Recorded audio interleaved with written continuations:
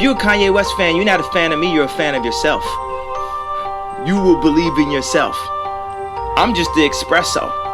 I'm just a shot in the morning to get you going, to make you believe that you can overcome that situation that you're dealing with all the time. I believe that everybody should have the opportunity to share their views, however noble or odious. There is nothing bigger or older than the universe. The questions I would like to talk about are: 1. Where did we come from? How did the universe come into being? Are we alone in the universe? Is there alien life out there? God, who created this universe, if it was created by God, is quite clearly a maniac. Utter maniac. Totally selfish. The people who are stuck in an image, the people who are stuck and afraid to be honest and dream a big dream. Dream big and dare to fail. I dare you to do that, because this is living proof that it is possible to make a dream come true. Did you take a course on how to run podcasts, or have you just looked into it? Like stuff like having that list prepared, style of interview and stuff, is that something you've looked into? So 2 things. Firstly, it's researched on online, YouTube, etc. I'm not sure how valid all that stuff is, but you and Paul do a lot with the DIY stuff, as you mentioned earlier. Oh, absolutely, yeah. Like Yeah. I YouTube and research what's something I need to do. And I feel like you can just learn anything at this point. That's why YouTube's just such an amazing tool, because that's how it started as well. Before people learning stuff. Yeah, all these these massive beauty influencers now. That all started from this is how to do a makeup tutorial from professional makeup artists sharing their artistry online for free, and now that's where this whole world has come from on YouTube, which is it's massive. Bigger than TV. They individually make on ad money for personalised content that they're producing, not through some massive company, is nuts.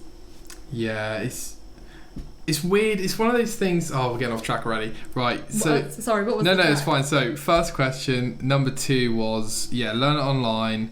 Number 2, learning through listening. So I don't know if this is right, but if you listen to 10,000 hours, that's the typical you become an expert or something. Okay, 10,000 hours yeah. of music.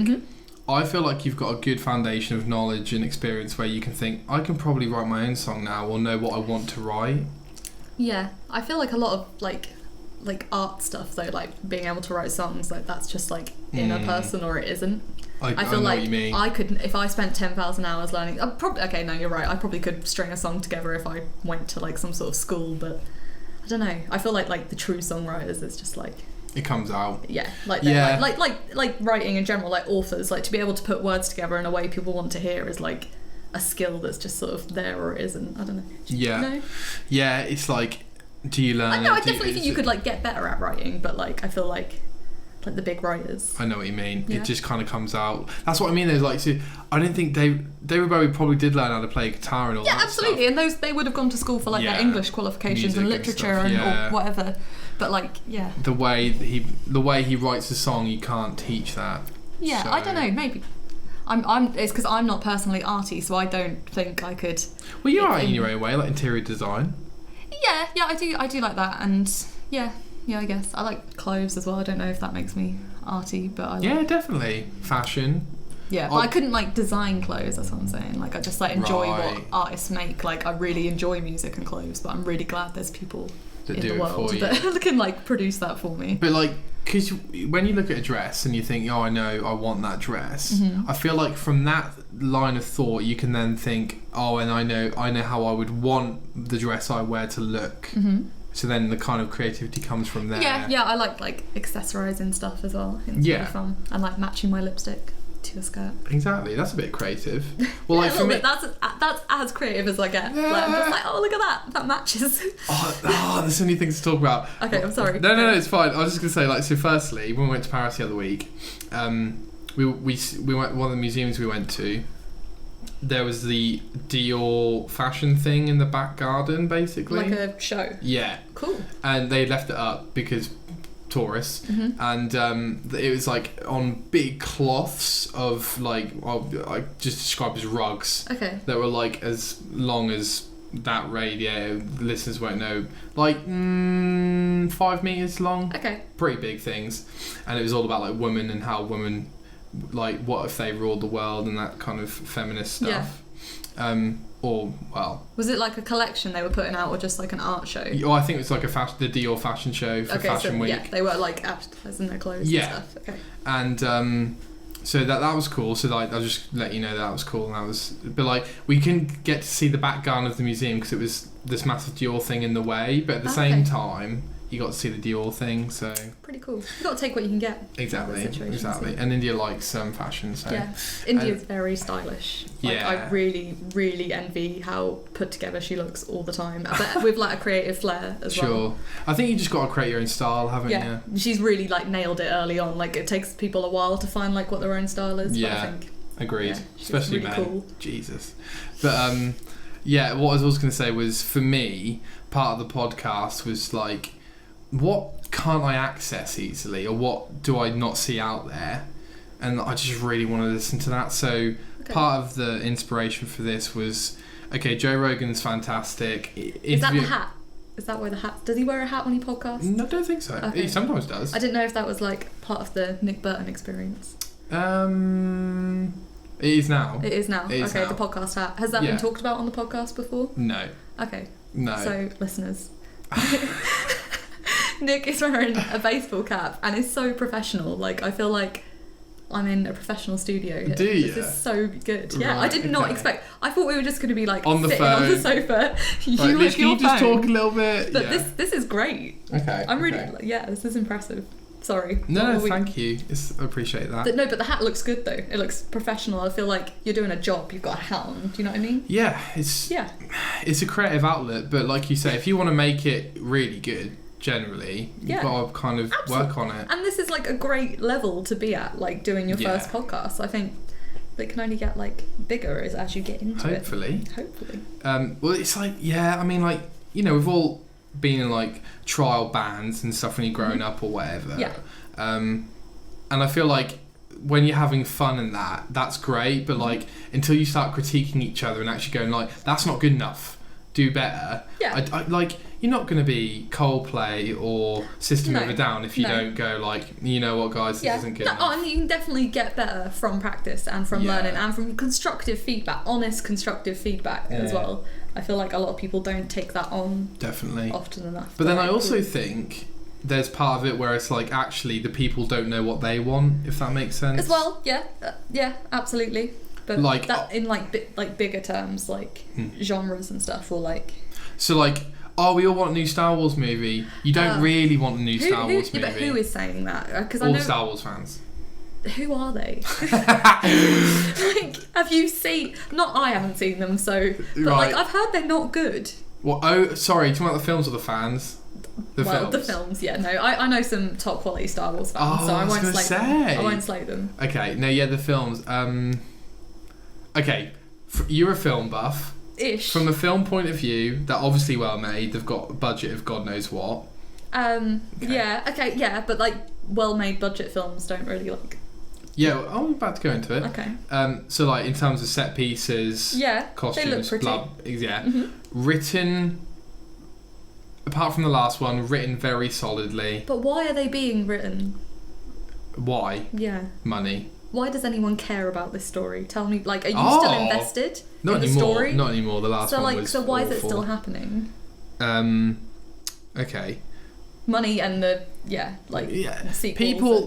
People want to see the original characters in the first three. But aren't they all dead? No. Right. So they want to see them all grown up and stuff and see the next legacy. Mate, I'm sort of worrying they've done this with Harry Potter as well. Like, now they have, these, like, babe. Fantastic Beasts films, and I'm like, couldn't we have just left it? Like, it was perfect. I know they're her books and they're her ideas still, but like, is it getting out of hand? Controversial topic. Oh, but it's absolutely getting out of hand. I've not seen The Cursed Child, so I would like to see that, because apparently that's a really good play and it's like an Experience. original idea. Like it's. Is quite, it though? Because Fran told me some of the plot, and I was like, that sounds To be horrendous. fair, no, you're right. I did try and read the book of the script, and I stopped because it was rubbish. Maybe I don't want to see that, but I've seen it's won loads of awards, like theatre awards, Yeah, I saw for like that. a theatre piece. So maybe Toby's, not. Toby's, are they? Are they what they're called? I don't know. Tonys? Toby's? Tonys? I think it's the Tonys, but I don't know. Tonys. I think it's the Yeah. Tonys. I don't know. Would Harry Potter get nominated for that? Well, Maybe. if it's in a theatre or play, I think that's the category, isn't it? Yeah, but like the Tonys, I think of like just the big musicals competing every year because they're so Yeah. brilliant. Like, Well, don't think, have like- you heard of Hamilton? Yeah, I really. Have you got tickets? No. I really want to get I tickets. just hear it's good. That's Yeah, so that's what I mean. That's why I want to see. I want to see Hamilton and The Cursed Child because I've just heard they're critically like good. really good, and I love a good show. So To be fair, it's surprising how critical that Harry Potter play is, because it would be like the film's getting an Oscar for best film, wouldn't it? yeah, yeah, No? yeah, that sort of scale, I guess. Yeah. Like exactly, and that's so I'm just like, ooh, I want- Yeah, definitely. I'm interested, but it is I imagine the play's a lot better in than the terms of reading like the script. film universe versus getting too far. Like Yeah. It's- I'm not into like, sequels. Like Yeah. some like two, like okay, fine, like a follow up, but like It depends if it's really felt and needed, but I don't even know where that stops, because some, like George Lucas, the creator of Star Wars, he genuinely felt do you like... know what? Can I take that back? Okay. Look Who's Talking, and Look Who's Talking 2. What is that? You've never seen Look Who's Talking? No. That's the best sequel of all time, Look Who's Talking 2. But you've never Controversial. Controversial. You have never seen Look Who's Talking. No. John Travolta. Is it Kirstie Alley? Okay. They have a baby, voiced by Bruce Willis.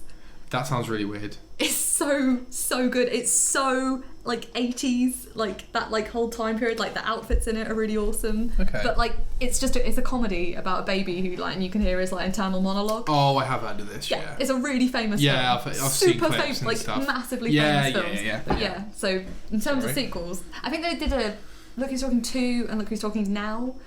All great. There's a third one. That's how great they were, Nick. That's how I great they don't were. trust Bruce you. Willis as a baby, like look it up. Look it up. I bet it's We're critically looking rated. it up. We're Look looking it it up. up. This is Oh live. man, I can't believe you've Look not seen who's Look Who's. talking. I've definitely seen clips of it and stuff. Okay. Yeah. I think it's really. I got think my it's headphones like. in there, so you won't I'm be able pretty to sure hear it's a massive thing, and it's not just like me Trailer? who's seen it. If there was 3 films, it must have been a pretty massive thing. 1989, yeah. Oh yeah, no, nice comedy film, kind of Yeah, like yeah. Liar type. Not. It's not an adult. As adult. Maybe it is as adultish actually, because it is pretty dark. Liar's a kids film. I don't know if I'd let like. Oh, it? okay, all right. 10-year-old film. Yeah. 12. I don't know. I haven't seen this in a while actually, but I know I loved these films. These trailers are horrendous. Oh, that's that like. She's out of Cheers, isn't she? Right. Yeah, you see. Right. It's Can you hear really, that?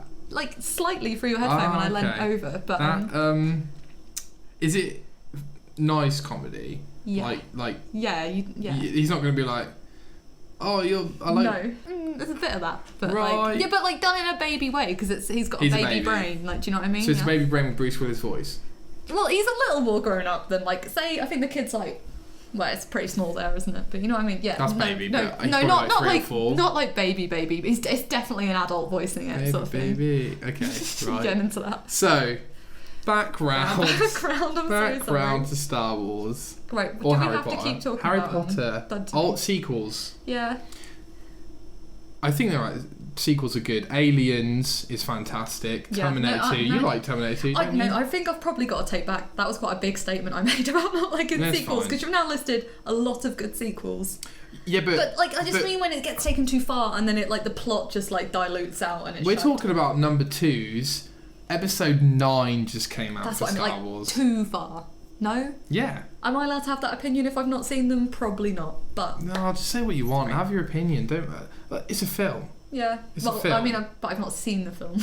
I've just. Yeah, but I didn't know. I watched when the new lot came out about 5. yeah, you watched The years ago. Force Awakens, didn't you? Yeah, I fell asleep in the cinema. I just don't know how It you was do so that. bad. But it's It not was that so bad. Oh my god! I could. Yeah, but It's I, well, mate. You like Star Trek, the I've reboot. not seen the rest Same of the direct- film, so I didn't get anything. So I Yeah, just well, went to that's sleep. Harrison Like- Ford. You know who he is, do you? Harrison No, Ford. yeah, he does. Go on. The like Raids of the Lost Ark, whatever that was, Indiana Jones. What He does that. are you doesn't talking he? about? I meant what's his character in Star Wars? What's his character in Star Wars? He raises the Lost Ark. Luke Skywalker. No. Which one is he? He's Han Solo. Okay, see, I know all these words that you're saying, and Sure. there's C-3PO and Yeah, good. That rolls. To be fair, no, not Frodo. What's the little Yoda? Yoda. Have you seen all these baby Yoda memes coming out? Yes, from the TV show. So good. I Yeah. don't know why I really click with them, but like. They're funny. They're They funny.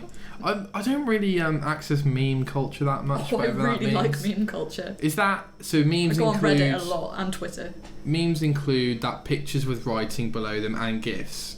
Yeah, I don't really know the official definition of Oh, meme. okay. I just like funny things on the internet. Like, Okay, fine. like I really like my favorite type of like trolling at the moment when people like sub retweet stuff with like a joke. Like that's my favorite type of like, and then that'll get screenshotted and put on Reddit. I don't know if it's a meme, but like funny viral internet things. Also specifically memes I do like, but. So, what would the joke be, and what would it go? Where did we start with this?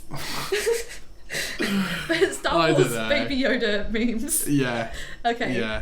What? I feel like there was a pot of gold there about a topic we were talking about, but I've completely forgot Oh, because okay. we're just so fast tracked. Okay. Should I slow down? No.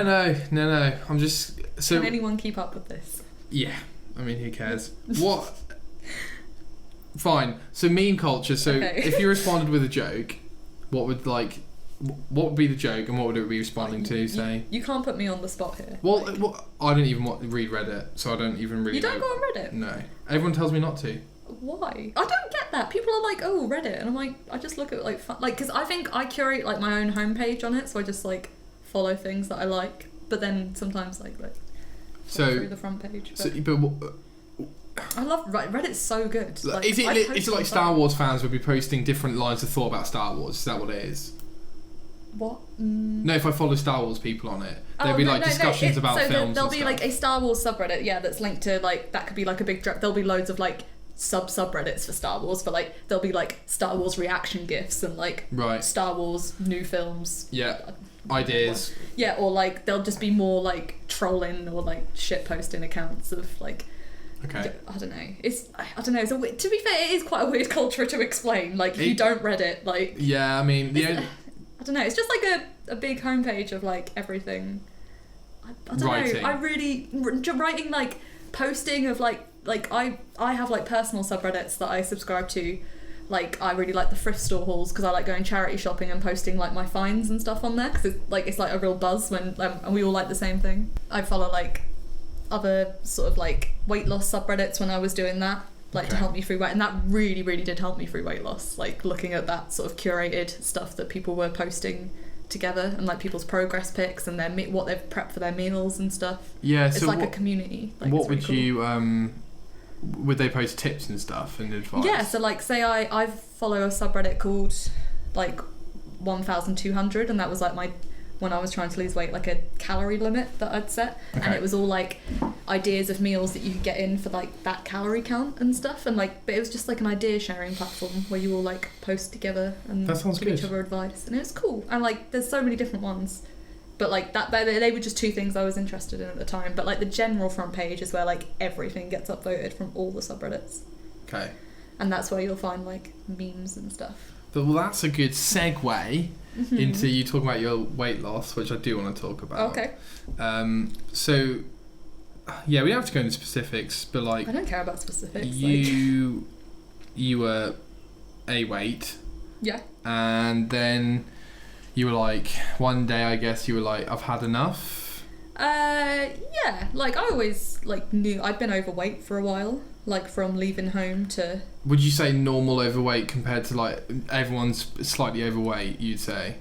I'd Ish. say I got bigger than like the slightly overweight bit. I was like nearly 2 stone overweight. So Okay. that's quite a lot of especially on a 5'3" frame. To be 2 stone overweight is quite. A It's lot. much more noticeable than someone that's like 5'10". Yeah. So yeah, and my BMI was higher than someone at 5'10" would be at the same weight as me. Okay. So yeah. but So you were slightly over. Okay, so let's go. but that's still slightly overweight. I wasn't like dangerously overweight, I think. Just like I would be a bit healthier if I lost a bit of weight, sort of thing. So let's go back. So in school, where we became friends. Where we became friends, good friends. 10 years later. Oh my god. 11 years, 10 years, mental. Are you gonna be 24? We're gonna be 24 this year. Oh, I don't want to think about that. That's okay. Back to the don't. Well, hold on a minute. I feel like we got friends in year 8. Is that so 12, year 13? 9? End of year 8. End of year 8? Yeah. End of year 8. Yeah. When did you start going out, Jack? Start of year 9. Oh, maybe year 9 then. No, I don't know. Oh man, as if we're judging like amounts of time in high school by which boyfriend did I have at that point? Because you're right, they're a great era of periods. Like, well, they are pretty long though. Like you went oh yeah, no, like they were. Like, that's a good way to mark up my eras. Pretty much, yeah. James was like year 10, 11, right? Yeah, Jed, yeah. Jack, James. Oh, that's so funny. It's so weird, isn't it? Oh, that's so funny. So yeah, so you were in school, pretty. I mean, everyone's pretty thin in school, right? Most people. Well, thin, normal weight. Yeah, whatever. I was like. We're walking to school. We're biking. We're going out. Do you remember that? Yeah. Going out. Yeah. Just like, oh, what do you want to do today? Go out. And like, you couldn't eat whatever you wanted, whenever you wanted. Like, that was the thing. Like, when I first left home and I had this massive disposable income that I was not used to. Like, I went from a very low paid job to a very decently paid job in like a matter of like weeks, and I was like, holy shit. I can like buy all the delicious food I want and eat as much as I want of it, because I was cooking for myself. And yeah, I put on loads of weight and it was really fun. I don't regret it at all. I highly recommend people go through a nice fat phase. Like, it's really lovely, especially like me and Paul had just moved in together and we were really happy. I was gonna say, and you part just of don't that, give a shit like what you look like, because you're not trying to impress anyone. Because like it's part really of good. that was the fact that you got with Paul, now husband. Yeah. And like you're just happy. He also happy loves weight. food, like, and we really like huge passion for food. Huge passion for food. We love cooking together. We love, like, we're really enthusiastic. Like, you've been out with us and we like talk about food. We've been talking about food all day. I know, like, man, can we just say about that IKEA food earlier? Smash it. Really nice. Really nice. Nice biryani. I'm still getting over the fact they gave you a bit more biryani than me, because I had the veggie balls with and mine. they charged you a lot more for that. So. That is true. I did get a massive bowl of biryani, and I am still really full. Me too. And that was at like 11. But I'm looking forward to food tonight as well. Yeah, whatever more we get. food. Yeah, more food. probably curry. To be fair, you banned curry. The only takeaways in here is like curry and fish and chips. I've got to have a curry in Birmingham. Like, that is true, you do. I don't know if it's like that much better than say Norwich, to be fair though. I've heard it's better, but yeah, maybe we're not going to the right places. But I've actually just thought of the thing that I want to tell you at the start of the podcast. Okay, go on. So I'll interject quickly. I was just going to say that the second thing that wanted me to, or the third thing that I wanted to do was like, yeah, Joe Rogan's great, but we don't really have many podcasts that talk about. I feel like there's a stigma where like you have to be a celebrity to make a big impact, and I hate that, because how many people do we know alone who are like amazing, super hardworking, like great mums, great people to go out with, great, like Paul's super hands-on DIY guy. You both have a huge passion for food, like house plants. There's just so much to know about each person, and I just feel like we don't really. We only really know a lot about the famous people, for whatever that's worth. Do you follow an account either on Instagram or they're probably on Facebook as well? It's called something like Humans of New York or Stories of Have they New beat York. me to it? Have they basically? No. I'm saying like it reminds me of that. What you it's like sharing normal people's stories, and they take. I follow. I have to like look up what it's actually called, because it's a really awesome account. It's like really famous. I'm not the first to discover this. Millions of people follow it, but it's just like a really lovely, professionally taken photo of just like a random person in New York, and someone's just sat down and interviewed them, and then like they put like a snippet of the story under the Instagram caption, and you get to know this person in a few paragraphs. And sometimes if it's like a big story or a big interview they've had with them, they'll do like a series of Instagram posts about this one person, or sometimes it's a really short like quote that someone said, and it's just lovely. And like you really like you say, you're just learning about normal people's lives, and they're all in New York, I assume. Yeah, because like this is like a New York thing, but like No, that's yeah, sort of- absolutely that's sort of right. premise. Absolutely Like, right. Spot on. Like, there's just so much to know about people every day. Like, even like, you know, well, you work in the public sector, but like public servants, like, there's just so many people donate so much time all the time, and like, we just don't really know about them, which is a bit of a shame, really. Because, like, you know, I can tell you how many albums Beyonce's released on the dot, but like, Can you? yeah. Do you really like Beyonce that much? 6. It's not that hard. You just How, like, on a scale of 1 to 10, where do you land as a Beyonce fan? today Yeah. 4. Okay. 4 years ago, where were you then?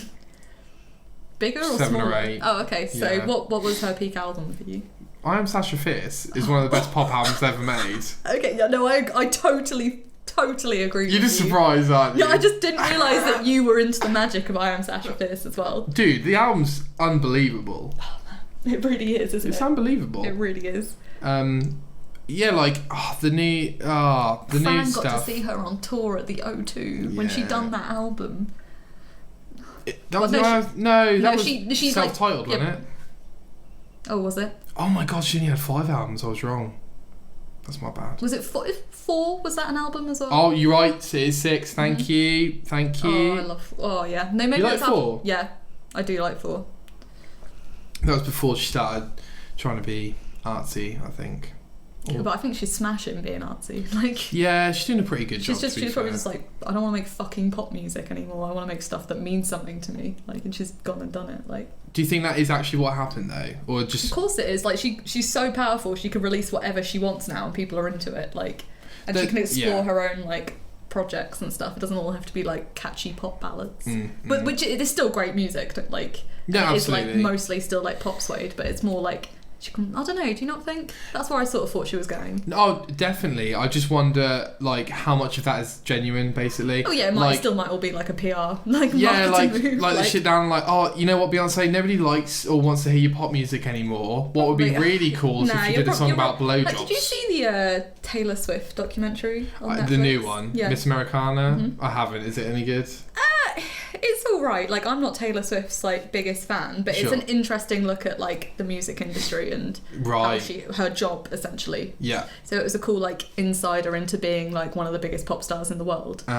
Tell me about it, because I am a fairly big Taylor Swift fan. Yeah, no, like if you're a Taylor Swift fan, you'll really Well- like it. Like, it's not like I don't. It's just I don't really vibe with her personality. Like, Well, when that's I watch, what I mean. Like, I like her music, but Yeah. like, I don't like her politics, and I don't like Oh, her. well, you will like. Oh no, I don't know. No, are you a lefty or a righty these days? I don't know if you will like her politics or a centrist. I guess I would be a rightist. Okay, cool. Yeah. Oh, that's something to talk about because I've gone the other way. I'm not like diehard conservative or anything. I just Who did you vote for?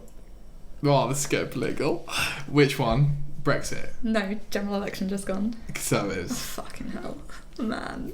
No, because then everyone thinks you're evil. I don't yeah. know what. But the I majority, don't know why. the majority of people voted conservative. I know they did, and that's why we've got the Conservatives. Jesus. Again, if it helps, I don't really want Boris Johnson as Prime Minister.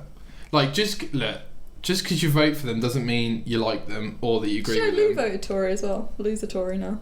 Okay, yeah, I can see that. This is weird. I Yeah. don't. Yeah. I mean- You've gone so early. Usually it takes people a lot longer to go right wing. Well, I voted Labour before. Right wing. No. Converted forever. No, do you know? If Labour get a really good leader next time and some sensible policies, I'll Stop vote for trying them. to blame Jeremy Corbyn, man. I am. Oh man. Free white. Oh, I'm a Corbyn. it's getting political. No, it's fine. Steer it's away. fine. Okay, we'll steer away because Steer away. I'm gonna. I don't want to get you angry. I don't want talking I don't want a about load it. of abuse from Tories, so Oh, I'm gonna. Oh, don't worry about I that. don't. I'm What, fine. no, but I don't know why. I just don't want my friends getting that upset about my voting decision. That's all. Oh, I'm not upset about it. I'm upset by what they Happens. represent, like Sure. as a party. Sure. So Yeah, that's fair. I'm not upset with you. You're more that I'm so glad we have democracy and you're allowed to vote for whatever you want and whatever benefits you as a person. And I'm allowed to vote for what I want. And what I Absolutely. want. It's so interesting benefit that people. you and Tom, a couple of my best friends ever, like completely opposite political stances. Like, it's just interesting, isn't it, that we've got completely opposite. Well, Yeah. not opposite per se, yeah. but Yeah, but we like different. Yeah. Yeah, but different- you're still you're super liberal in the sense of like equal do rights whatever and you stuff. want. Yeah, don't like, don't care. Yeah. Gay, don't care. Watch it. I don't. Yeah, don't. but like, and everyone should have equal rights. Absolutely, yeah, of course. And that's fine. Of course. Yeah. So, what were we talking about before politics? Yes, Taylor Swift. So, how was the documentary? How is it? It's good. It's well made. Like, I like how the like points of view they've done it from. They've gone from like the start of her career to now, but like it doesn't feel like it's like dragging it out. They just sort of chop into like bits. Like it's just like 2010 she was doing this. 20.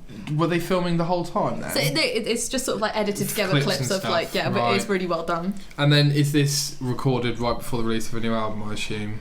I presume so. She's got that new like Lover awful album cover. I've not seen the album cover. I like the Lover song though. You like the song? I think it's a nice song. Like the song. You see her writing it in the documentary. The lyrics. Mhm.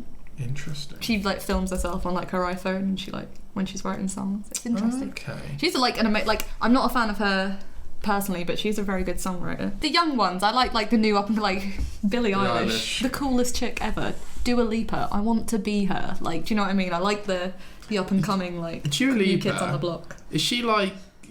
I listened to one of her songs. She had a heavy funk bass line in it. Mm-hmm. Is that kind of her vibe? Her songs are pretty funky, but no, she's still. It's like it's pop, but like she does do like dance songs and stuff. Like. Okay, I feel like do you want to look at some more? I feel like. Oh, I just didn't know if you had anything more to show me. No, that was it. That was just it. You were just like, look at this shit. What I was going to say. Oh, I see. So Miss Americana is one of the songs, right? That's why that's called that. Yeah. Okay. Heartbreak Prince. I see. It's a really long album, actually, too long. But I really love "You Need to Calm Down." Have you heard that song? Yeah, it's alright. It's a banger, Leash. I wouldn't say banger. I prefer Lover to that. Just moving on. It's just like I thought we went really annoying that "Need to Calm Down" song. And I feel like pop songs badly written. Like every time I hear it on the radio, because she just sort of says the lines. And I'm like, what the fuck are you saying? The rhyming is horrendous. Like, I don't know. It's like Ed Sheeran. I remember one of his rhymes, okay, and this is funny because I make fun of it all the time. Go. And then it's something like da da da. You don't care about religion. That's how he pronounces it. He's saying religion like that. Yeah. I just think that's a really bad twang on it. That's something you've held on to that. I thought it was awful. To be fair though, yeah, that I do. I'm starting to think I'm autistic. What? Yeah. That's quite bold. Have you ever had any? No. No, I'm half joking about it, but like remembering something like that is pretty pathetic, isn't it? No, because like I have weird things that I remember too. I was just taking the piss. Like, okay. I think you're all right. Don't worry. Okay, thanks. Oh God. To be fair, I think everyone's like probably got somewhere on the spectrum. Oh, without question, you have to be on the spectrum, don't you? If not, you're not interesting. True. Have you? A bit on the spot. Okay. Do you know the most boring person you've ever met, or like? You have to name them, but like, tell me a bit about them. Oh man, Paul would have a good one for this. Really? He works with someone. Paul does an impression of them, and it makes me die whenever he does it. Oh, like I've never met this person, but like I can really picture him and Paul. Like I know who he's doing when he's doing the voice of that person. I don't know. I don't know if I can answer that. Okay. I don't typically like think about people negatively. Yeah. Not negatively, but like. If someone's boring, they just wouldn't stand out. Yeah, do you know what I mean? Like, yeah, I do. Okay, go on. Who's the boringest person you've ever met? You've clearly got someone. Do I know them? No. Oh, okay, then. What I will say is that I've met many individuals over my life, and ones without any passions, I can't quite get a conversation going. Yeah, but you don't have to be passionate about things. Like, okay, or hobbies, for example. Yeah. So like, some people aren't. So, and I think that's quite like a sad thing. But some people just aren't passionate people or don't want to have hobby. Like I work with some people that they're just like pretty chill and mellow, and it's just okay, like, fair, but they've got to do something in their spare time. Yeah, but like they're just not like. You know, like some people when you like chat to them, they're not like super like energized about like things that they like. They're just like chill. So I don't know if you would take that as boring or like. No. I guess I would. Yeah. I think it's just a case of like, let's have a conversation about something. if we can't Yeah. do that, I'm Yeah, but probably some bored. people don't have like a natural conversation-y thing. It's quite a very developed social skill to be able to like carry conversation, I think, as an adult. Like I've noticed that going into the working sector. It can be hard. Yeah. Like to make like small talk conversation with people all day to like get to big conversation level it's a lot, and you've got to like between that and like You got to know what you can't say or joke about. You got to know what they want to talk about. Like I find that like sometimes the most exhausting part of work is just chatting to people. I love chatting to people all day, but like because it's good for me and like mentally stimulating. But like getting home, I'm just like I don't want to talk to anyone. I just want to like be in my own little like bubble. space. Yeah, absolutely. Alone time's good though. I think it's healthy. Yeah, but then after like a few hours, I'm like, okay, I'm ready to come out of the shower like now. I like me and Paul finish our shifts at different times, so I get home 2 hours before him, but I leave like 2 hours earlier than him in the morning. So we both have that little 2 hour slot to ourselves, and I think we both really like when I sometimes do later shifts and I don't have that alone time at home, I'm like, I'm just gonna lay here for like 30 minutes to an hour, not speaking to you, acknowledging you, because I just need this like wind down time. Absolutely. From work, which I think, and we both respect that. Like, yeah, nice. and that's good. I've got an hour commute to work there and back, so it's a great time to get pumped up and then to calm back down. Yeah. I love my commute for that. Like if I don't ever have my car for some reason and Paul picks me up, I'm just like, man, I don't get my wind down commute time. Like putting my music on and like just like reflecting on the day and stuff. Exactly. And but it's lovely being picked up from work, so because I hate driving. If someone wants to pick me up from work. Oh, bless you. So you still hate driving? Like, do you hate it that much? Truly? It just like I know the statistics of how many people die in car accidents every day, and that terrifies me. And like that's one of my biggest fears is. Well, my first biggest fear is killing someone else in a car accident. Okay. And then my second biggest fear... Actually, no, I don't care if I die in a car accident per se. More if someone I love dies in a car accident. But in the whole thing... Yeah, so basically, I'm just scared I'm going to kill someone. Okay. I'm a safe driver, like, I'm not scared of driving, but, like, it's so easily... It happens every day, like... And it's so easily done, a lapse in concentration. And people really don't take for granted how easily you could kill someone in a car. Like... by complete accident, by like I don't know. No, absolutely. That's the only bit about driving I don't like. I'm totally fine like on the roads and like I'm a capable driver. I have the fear in me. I like to hold the fear for like a long period of time and just like definitely. And then I pull it in and I'm like yes. No, and I get that, to be fair. Maybe I'm the casual driver who will cause an accident because I enjoy it, but I can enjoy driving when there's no like late at night when I know there's no one around, or less people for me to potentially kill. Yeah, like I love like driving on the road. You definitely have to be alert, you know, like you said, there's loads of cars everywhere, so you have to be alert. But I think if you just as careful as you can. But I mean, I did a safety awareness. What? Mm-hmm. The speed and awareness course. Oh, okay. And then you learn a bit about the statistics as well, and you are like, wow, this is really bad. Yeah. Like, isn't it something like 1,500 people are in a car accident every day or something stupid like that? Yeah, and like car accidents are the biggest killer of people over or under a certain age. Yeah. Like other than like disease and stuff. Like, yeah. Yeah, in general, like it's the biggest like non-disease causing death of all people in like developed countries that have like cars. Yeah, bring on automatic cars. No, I cannot wait for robot cars. Like I don't want to drive anymore. Like I think if it works really well, I'll definitely do it, because imagine how much time you'll save. Like your trip here was 3 hours. Yeah, you can just watch Netflix. You can go on your laptop. Yeah. You can do some work. Yeah, that's why. Oh man, do you love the train? Like when you've got to go on a long train journey, isn't it the best? When I miss. Now I'm not going to uni in London anymore. I really miss like that commute that I would have, and I'd just sit there. If you get a table seat as well. I would always book a table seat. I'd get myself a nice coffee. I'd get some snacks before I went on. I'd take a good book to read. I'd have some episodes of something downloaded. Yeah. It was just like a nice. Apart from the days I was going down for exams, because then I would just be like smashing my notes in and panicking. But on the days where it was just like an assessment, I knew I was going to be all right.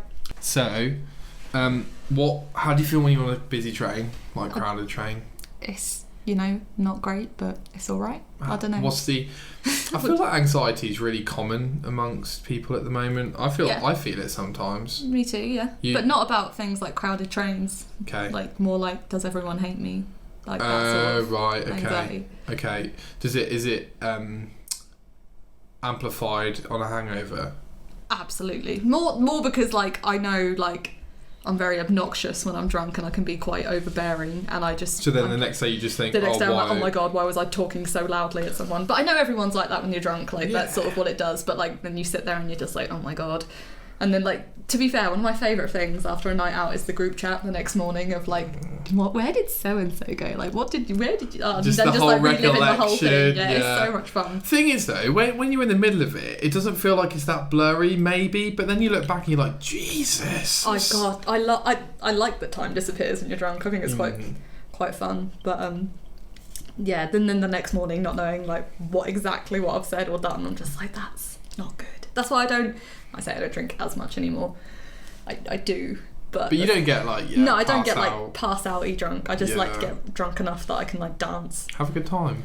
I just want to dance, and that's about it. It's a really good stress relief. Dancing's fantastic. It's so good. I don't think many men can do it well, but like for God's sake, just wiggle your jiggle. It doesn't matter if you can't do it well. Just bust a move, like have a good time. Exactly. And then when you've got that song on and you're that peak drunk, and you're with all your mates, it doesn't get better than that. It doesn't get better than that. For me, it is 2 a.m. in Karma on a Saturday night, and Come On Eileen plays. Oh God! And we all do the thing in the middle, and we're all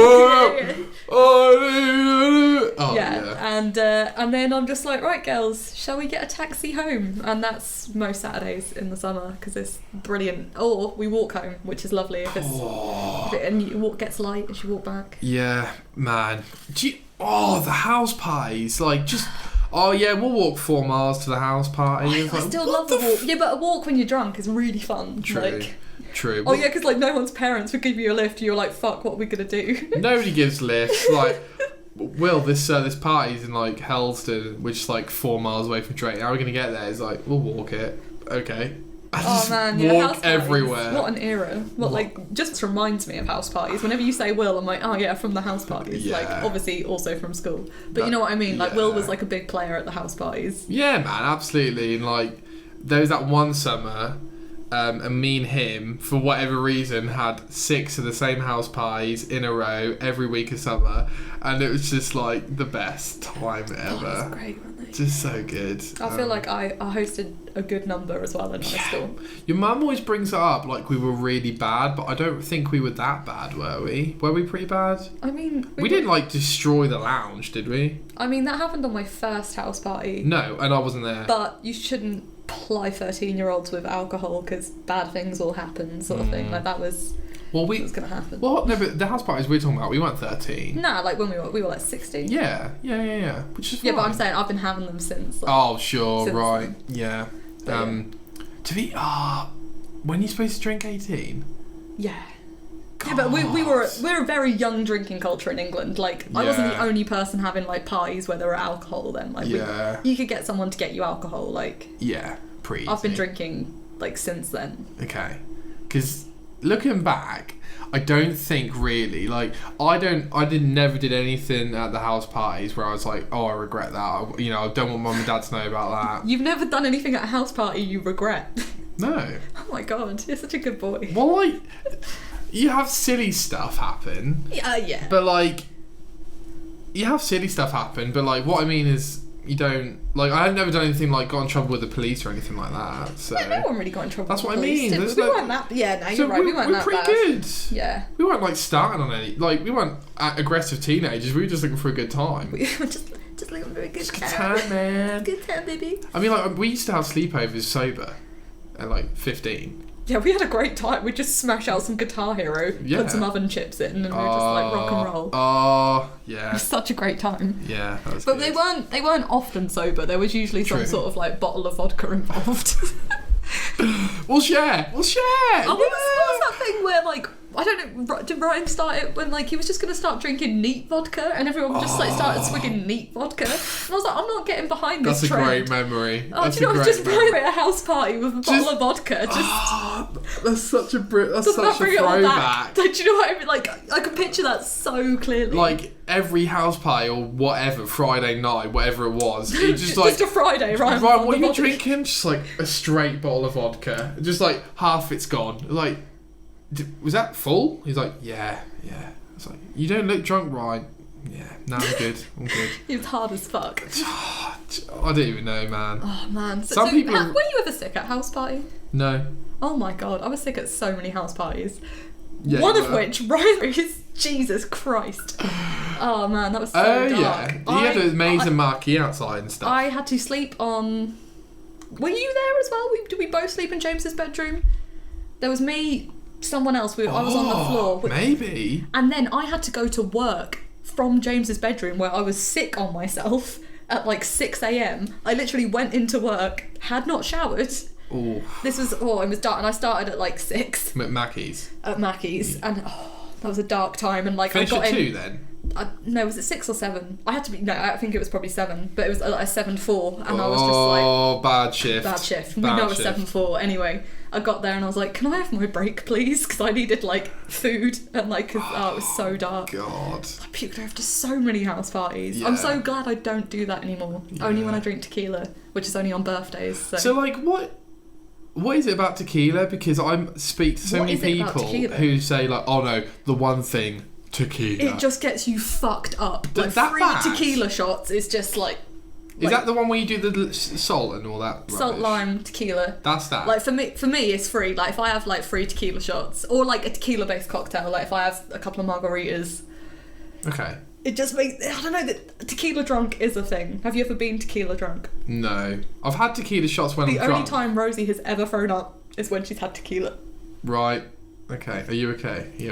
I had a burp, but I didn't want to burp into the because we're drinking beer. Feel free. I'm good. What? Every time I know what you mean though. You get such burps, don't you, when you start doing Like the drinking, yeah. Yeah. And we're talking a lot and drinking. Like True. So she doesn't usually throw up at all. No, then? Rosie's not a thrower-upper. She's a good girl. Yeah, I try not to. But did I make that joke at your wedding about the bread in the... Oh, I don't know. Oh yeah, we done the speech at my wedding, man. I Isn't that did. special? Isn't that special? I really appreciate you letting me do that. No, I didn't let you do that. I wanted you to do that. Oh yeah. I should say I appreciate you asking me. Mm-hmm.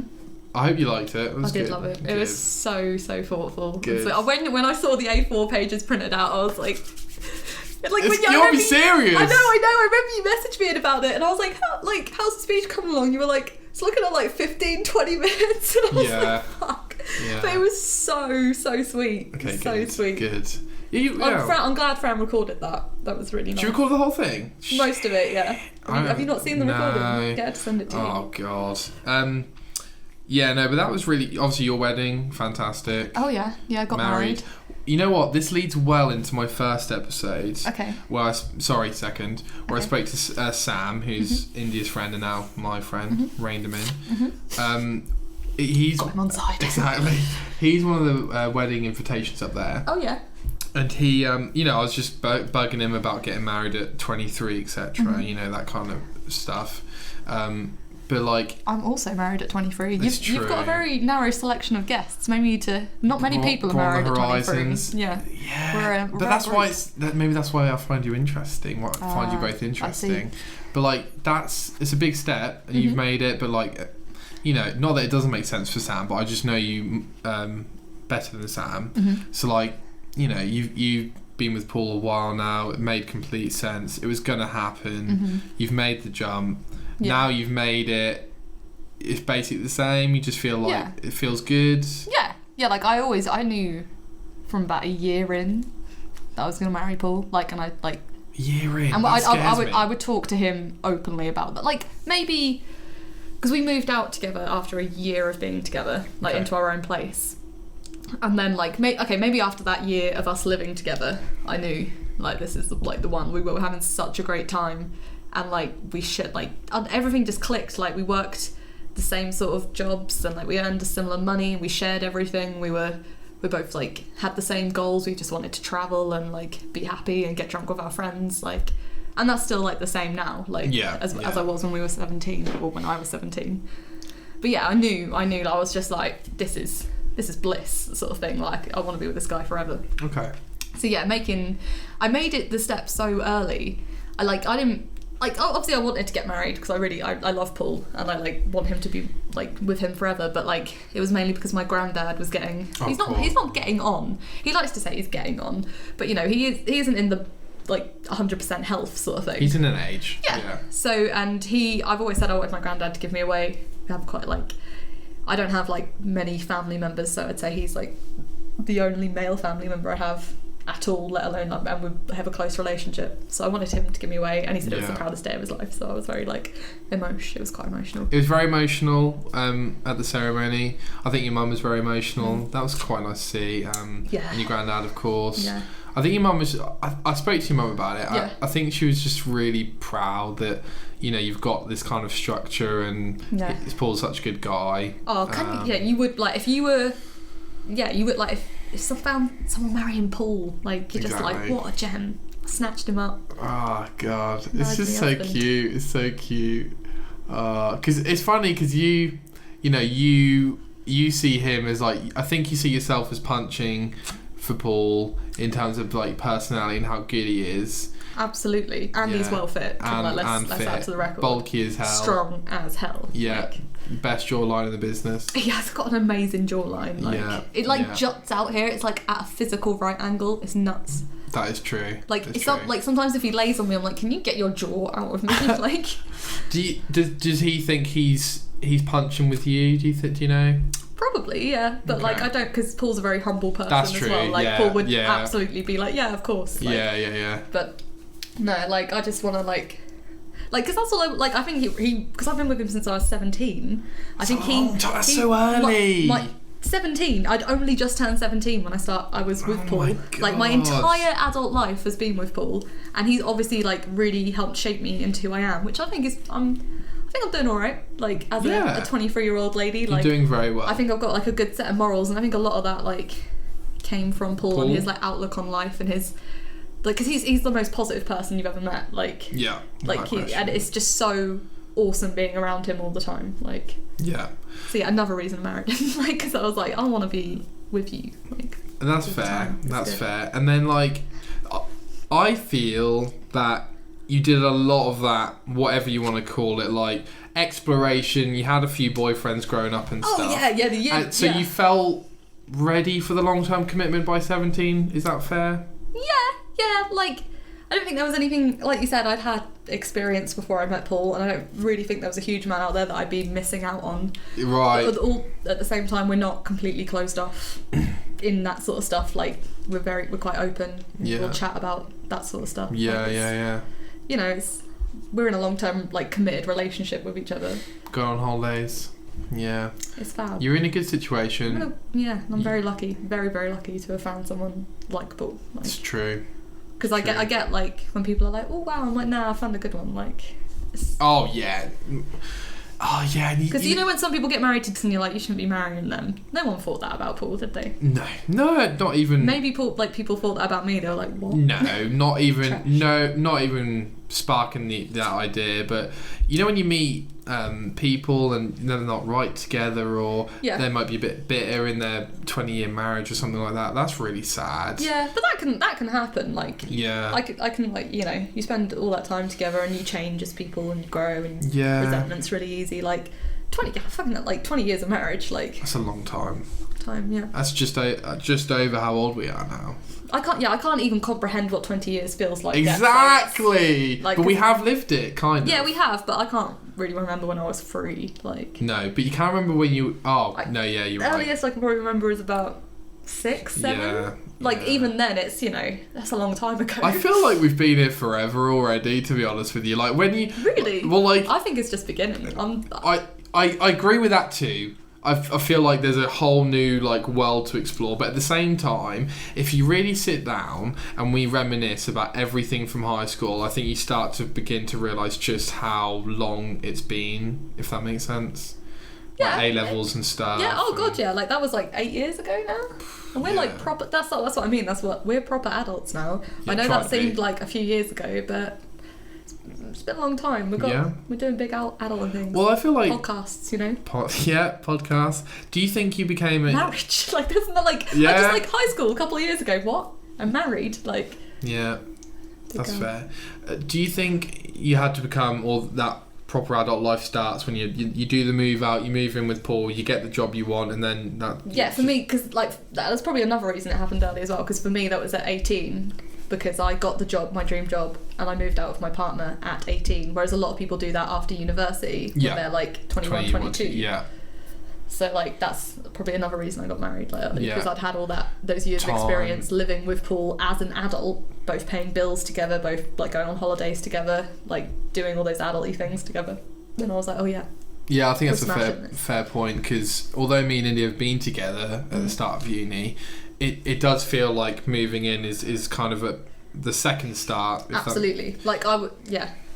In a good way. Yeah, in a really, like, just to know if you're compatible with each other, because living with each other is different to seeing each other. Definitely. Because like you're just like how the dynamic changes when you're together all the time and share the same space, and definitely it's like being respectful to each other is like the most important thing, I think. Definitely. And just sort of like adjusting and working together and having everything sort of like fair, or like what you both perceive as fair and like are happy with. Yeah, like, do you like that sofa? No, I don't. Oh, but I love it. Who's taking the bins out? Compromising. If you do the washing up, I'll hoover. You cook. Like, is bins out definitely not a Paul job? Because I like taking the bins out. I don't know if that's a man thing.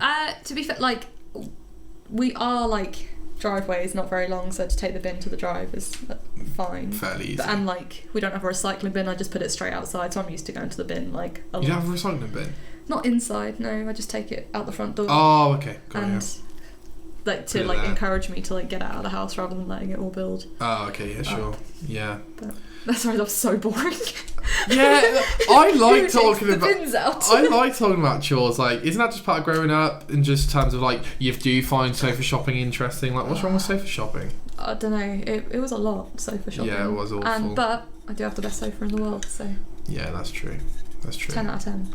But I don't know. Do you have the moments where you're like, oh my god, like, why am I talking about plants for half an hour? But like that's just life now, isn't it? But I love it. I love it. Being an adult is so much better than being a kid. Definitely. Being able to do whatever the fuck you want, whenever the fuck you want, it's just the best feeling in the world. Like when I first got my own place, I was like, this is living. I was just like, this is so good. When you and Paul got that place, North Lodge. North Lodge, man. It was me. Everyone else was just capital. like, oh my god, like, this is life. You can have life like this. That was all we thought. It was so much fun. I'm so glad we had that era there. Like, we lived there for nearly 3 years. Wow. In North Lodge. To be fair, that is because the rent was super cheap and we were saving for our mortgage whilst we lived there. But it was I loved North. I miss it. Like, I get really emotional if I like drive past it or anything. Like when we left, I cried for like 2 days. Like that's my first ever place I truly felt like my own home, and like I was comfortable there, and it was I get emotional thinking about it. Like like honestly, like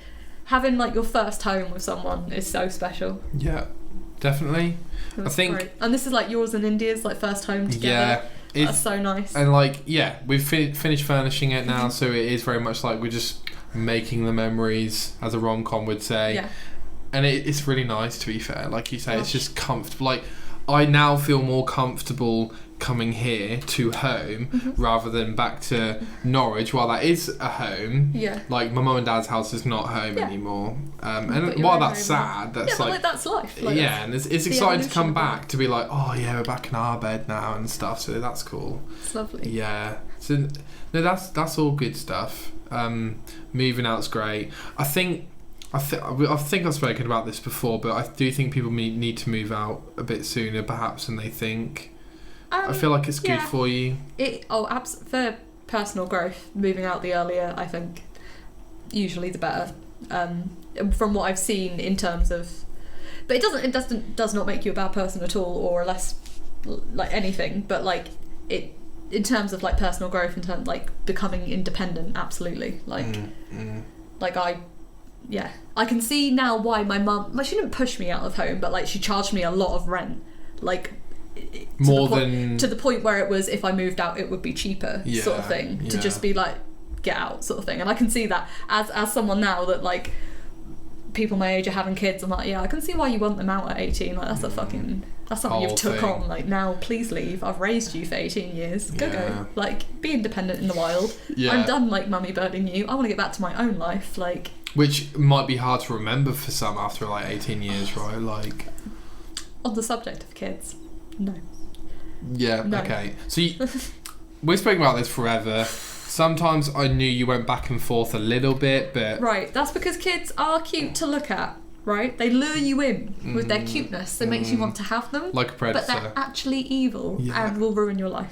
So... Are they that... I've met some nice kids. Do you know what? I've met some great mums and some nice kids. I just don't think I'm here for it. Like, I feel like there's people out there that are like... Born to be mums. Not, yeah, but like, are just like good mums, like, and dads. Like, good people that want to be parents. I mean, I say all this, I could get to like 35 and be like, oh, actually, I decided to pop some out because I feel like I've learned enough skills that I can pass them on to someone now. But then I have to stop going on holiday, and I don't want to do that. But that's 12 years from now. I don't want to be 35. Some people have late babies. I don't know. I don't want babies. I don't want to grow up. I'm really happy here at 23. Like, I was happy at 18, and then it just... I think now is probably, I want to say, our prime / optimum time ever. Like, 20s are sick. Like, your 30s are great as well, though. And your... Like, I think we've all...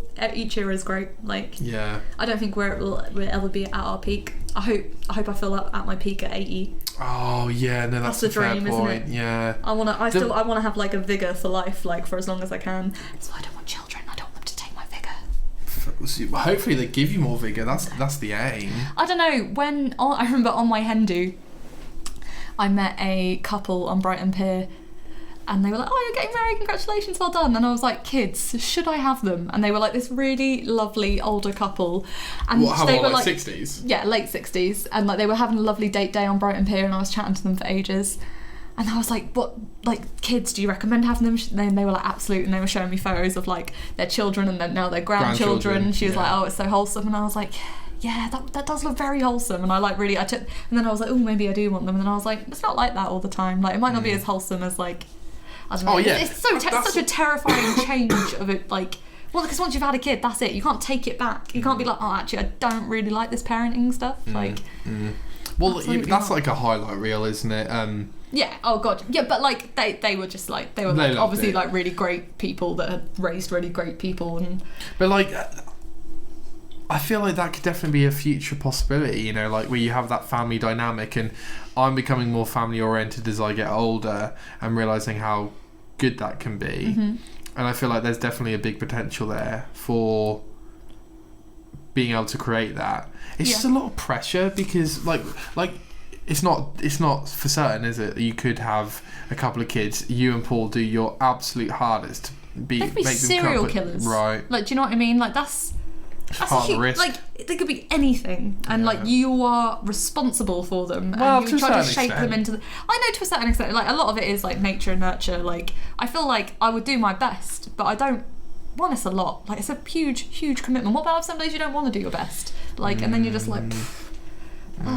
No, the dogs are hard enough, let alone like The kids. dogs. The Jesus dogs. Christ. To be fair, though, I think children. you being able to meet the commitments of your job, your relationship, well, your marriage, as you Isn't say, that enough? Do I have your to, dogs. Do I have to raise children? Like that's. You're right. That's I mental. think if you feel like you can handle your plate and that your plate's full enough, I think that's But absolutely so fair. many people do. Like, I work with so many amazing mums that also work, like, but are great mothers to their children, but also have this awesome career too. And I'm like, oh yeah, like you are doing that. But So full time? yeah, some of them full time. Like some of them have like changed their hours nicely, so they can like they still work a lot of hours, but in a more condensed period, so they can spend more time with their kids. And I think that's Okay. really cool. Like that's a great thing about like the NHS, like the flexible Flexi working hours. It's Flexi really working good. is definitely the future, especially Absol- for people with kids. They've let me do it. They've let me do primarily early shifts for the past 3-4 years whilst I've been doing my degree, so I can have the afternoons to do my studying, because that really helps. Okay. So I finish at like 3:15 every day, so I can then like sit there until like 6 in an office just like smashing out my degree work, and then I can go home like it's like a normal length day sort of thing. That's great. But that's only when I have the group. Like, don't get me wrong, I'm not doing that every day. That's Okay. just like when But I've got stuff to do. It's good that they allow that and like yeah, and like they supported that and like exactly. asked me if I wanted that sort of thing. Well, like second episode, link back again. James, you know, we were having I think we were having a debate. If not, we've had a debate about the 4-day working week. And the more I think about it, the more I think, actually, you know what? Even if we didn't work that day, we'd probably still be doing chores or doing hobbies. Like, I think having the attitude and mentality of like being busy, keeping busy, having responsibilities, if that's still there, that's all good. Like, it's not like a mum's going home and be like, all right, finished for the day, kids go watch the iPad. It's probably like, oh my god, I need to feed them, bathe them, clothe them, prep them. I don't. That's what I mean as well. I don't understand. Like, I go home at the end of a day of work knackered. I need my own time. I can't do anything for anyone. Do you know what I mean? And then, like you say, I've got to cook for myself. I've got to wash myself. Like, I've got to walk the dogs. Like, it's a lot of stuff. Yeah, but like, and then on top of that, looking after children and making sure and like picking them up from the places, because like they also have to pay for like childcare and stuff. And it's just like they're a massive financial commitment and emotional commitment. Like, I don't have to worry. I worry about my dogs all the time. I'm just like, are they okay at home? I get Paul to send them a photo of me every lunchtime, so I know they're chill. Like, and like, I worry about them a lot. But like an actual human that you've put it out there, like, what about if it falls over? Like, you know, when parents are like, oh my god, but like, I don't want that. Yeah, I think you're right. No, because maybe I'll feel differently. No, but at 23, like, you sound like you're good where you are. You don't want to add more to the plate. So let's just keep it as it. And if you don't want kids, you don't want kids. As simple as that. I know Not everyone does. many great women that don't have does. kids as well. And I know a lot of great women that do have kids, but like, I've seen it's not the only. Like, I don't need to have kids. Like, it doesn't. It's not like I'd be missing out on like a fulfilling part of my life. I would fulfill other areas of my life with traveling more.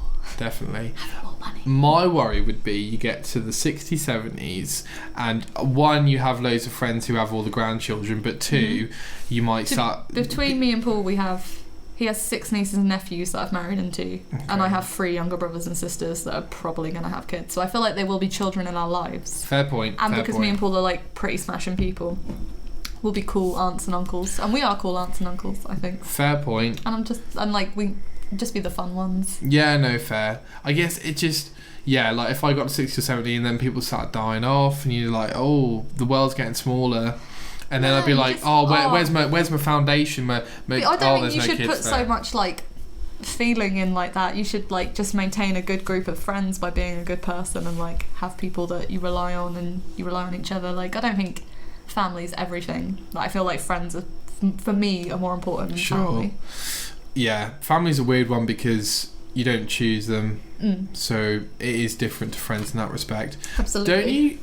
Haven't you? I've personally really been frustrated with the process of. It sounds really logical, but like the process of eliminating bad people, or like people that aren't really good or a good match for you in your life. Because like it's the friendship thing. You think like, I'm not going out to get you or to cut you out per se, but like, if you're not going to be there for me, I don't really want to be there for you. So let's just, you know. I think that happens sort of naturally, doesn't it? As you see who keeps in touch with you, who you keep in touch with. Like, I think it always has to be like a two-way street as well. Because like, if you're putting like a one-sided effort into a friendship or a relationship, it very quickly gets like, clearly they're not. But what if let's say you're really demanding and I'm like more chill and like, Leash, just, it's cool, we'll see each other when we see each other. Like, it's got to be compatible as well, hasn't it? If you know what I mean. Like, if you were like, Nick's messaging me every day, I don't know what to do, like, that would be too much. Yeah, but does anyone message anyone every day? Like, that sounds a lot. Oh, nobody should do that. I love that you're as low maintenance on the messages as I am. Like, sometimes I won't reply to you for 2 weeks. I'm like, oh shit, hi Nick. And you're fine. Like, don't really, like, it's cool. Like, it's fine. We've got busy lives. I know. I know that you've probably looked at that and like you're just about to sit down for tea and you go like, oh, I'll reply that after tea. Yeah, absolutely. And then like you've eaten tea, you fall asleep. I do it before. Like, I'll go on my lunch breaks at work. I'll check. Oh, is there some messages? Oh, I want to eat my food now. And I do it all the time. Walk. Like, I literally, I'm on the toilet and I'll check the message and I'll be like, oh no, I'm finished now. Well, that's it. Yeah, bye. So, yeah, that's a bit of a manly thing to do, I suppose. But one thing you did want to do, Leash, so we will do this. Okay. Do you want another beer? Are you okay? Oh no, I've pounded that beer pretty quickly. I'm gonna let that settle. Are you done? It's 6.5%. It is 6.5%, and I'm gonna cool it there. You know, because dribble. You know. Is there a dribble? All right, I'll have you don't have to. No, I don't. Usually. I won't waste beer. Okay, I will not waste beer. Do you want another session? No, I'm good at the moment. Thank you. One thing you did want to do is go through each song and Mezmerize. Okay. So you've got. Do you feel like the fans will appreciate us doing this? Will this make a good segue? Don't give a shit. If you like System of a Down, keep listening. Exactly. If you don't, keep listening. So, hit Mezmerize and Hypnotize, or just Mezmerize? Oh, okay. Because I've been recently listening to Hypnotize. By the way, CEX found both CDs in pristine condition for £3 each. Because I don't have an aux cord in my car, I have to go and buy CDs from CEX, and I've been waiting for the System of a Down CDs. And I have a rule that I won't go over £3, and Toxicity is £5, so I'm just like... Great album. But yeah, I know I should pay the money for it. I enjoy you doing the ritual though of the physical format. You know, going to CX, buying the CD, putting it in the CD player. Yeah, I've recently had to condense all my cases into like my old binder thing. Oh yeah, because I got too many cases. So you got to put the CDs in the binder thing for the car. When I went on my hen do, took that into Rosie's car to listen to tunes on the way to Brighton, and I only got it back last week. She's been enjoying my CDs, and I'm having CD lists. But no, it's been great. I've had all my CDs, like all the ones I made when me and Paul first got a car. Like I burned loads of CDs of like random songs and stuff. So it's like what we were into listening to then. Yeah. So it's really cute, and like all Metallica's albums are in there that Paul had burned. Like it's so good. Right, quickly. Yeah. Hardwired to Self-Destruct. Yeah. That album. Yeah. What are your feelings on it? Some filler / a lot of filler. Best album they've done in 20 years. Okay, I really, really, really like it. Just because we have it in the car and I listen to it all the time. It's very thrashy. Like, I know Metallica is like a thrash metal band, but it's very like. Do you know what I mean? Like, yeah. But I really, really, really like it. Yeah. Did you watch the Lemmy documentary on Netflix? Is that the Lemmy documentary? Because I have seen Lemmy. It's old, yeah. I've seen Lemmy. Like, yeah, that's what it is. Yeah. Okay. I watched that with Rosie and Aaron and Paul. Ozzy Osbourne's in it, isn't he? A lot of people are in it. I didn't realise, one, I didn't know anything about Megadeth and how they were like the... Oh, okay, interesting. So you don't know about the whole politics. No, I didn't know who... I'd heard of Lemmy, but I didn't know who he was. Yeah. But like that whole like... so good. Such an interesting documentary. Yeah. Lemmy seems... Well, it seemed... R.I.P. Lemmy. But, R.I.P. Seemed like such a... Down to earth. Yeah, just normal guy. And I loved, I so respected that. And I really, we need more of that in music artists these days. And then they were like interviewing Lars Ulrich, and I was like, you're such a dick. Like, you're such a dick. Do you think? Oh my, have you seen the Metallica documentary on... Yeah. Him and what's that other twat that sings like... James Hetfield. Oh my god, they're such bellends. You don't know them. I've watched that documentary. I just spent 2 hours of those two just being self-entitled. Okay, alright. Very aggressive. Oh no, I was so angry after that. I really like Metallica's music, but god, those two were annoying. That poor curly-haired guy that was just like, guys, can we just... be like reasonable human beings, and they were just both like, I'm so special and important, and I was it's like, difficult. God. Because rock stars. I'm not denying you, okay, but I do think there's just no way we can comprehend. Like, can you imagine being like, you're in the biggest metal band of all time? Yeah, but don't let it go to your head, man. It's easier said than done. I don't know. Chill out. It's easy. Every time you play England, you've got to play 4 arenas because they sell out that fast. Like, we're talking about like 30,000 people. I just don't respect them very much because of that. Like, how is like the curly-haired one fine and those two are just like dynamics, man. Did you see that Black Sabbath released their first album 50 years ago? The other day. No. Do you know it was the first ever what considered to be the first ever metal album? Correct. And I was like, that's cool. And Ozzy Osbourne is still alive. Yep. How? He just came out the other day. He cancelled a load of his stuff, didn't he? Oh my god. How old is he now? Parkinson's. I was really dounting myself then, but I shouldn't, because I have a degree and I should be able to tell you about genetic diseases. Well, he's got Parkinson's. It's fine. He's got Parkinson's, so that's why he cancelled his tour dates. But apparently his tour's back on now for this November or something. Ozzy Osbourne. But best front man that ever lived. Just like, what a guy. Like, Alysha, I'm not joking. If you could like sit down in the room with anyone, like one of them would be Ozzy Osbourne. Like, I want to know. Would you though? I don't know. He's so spaced out.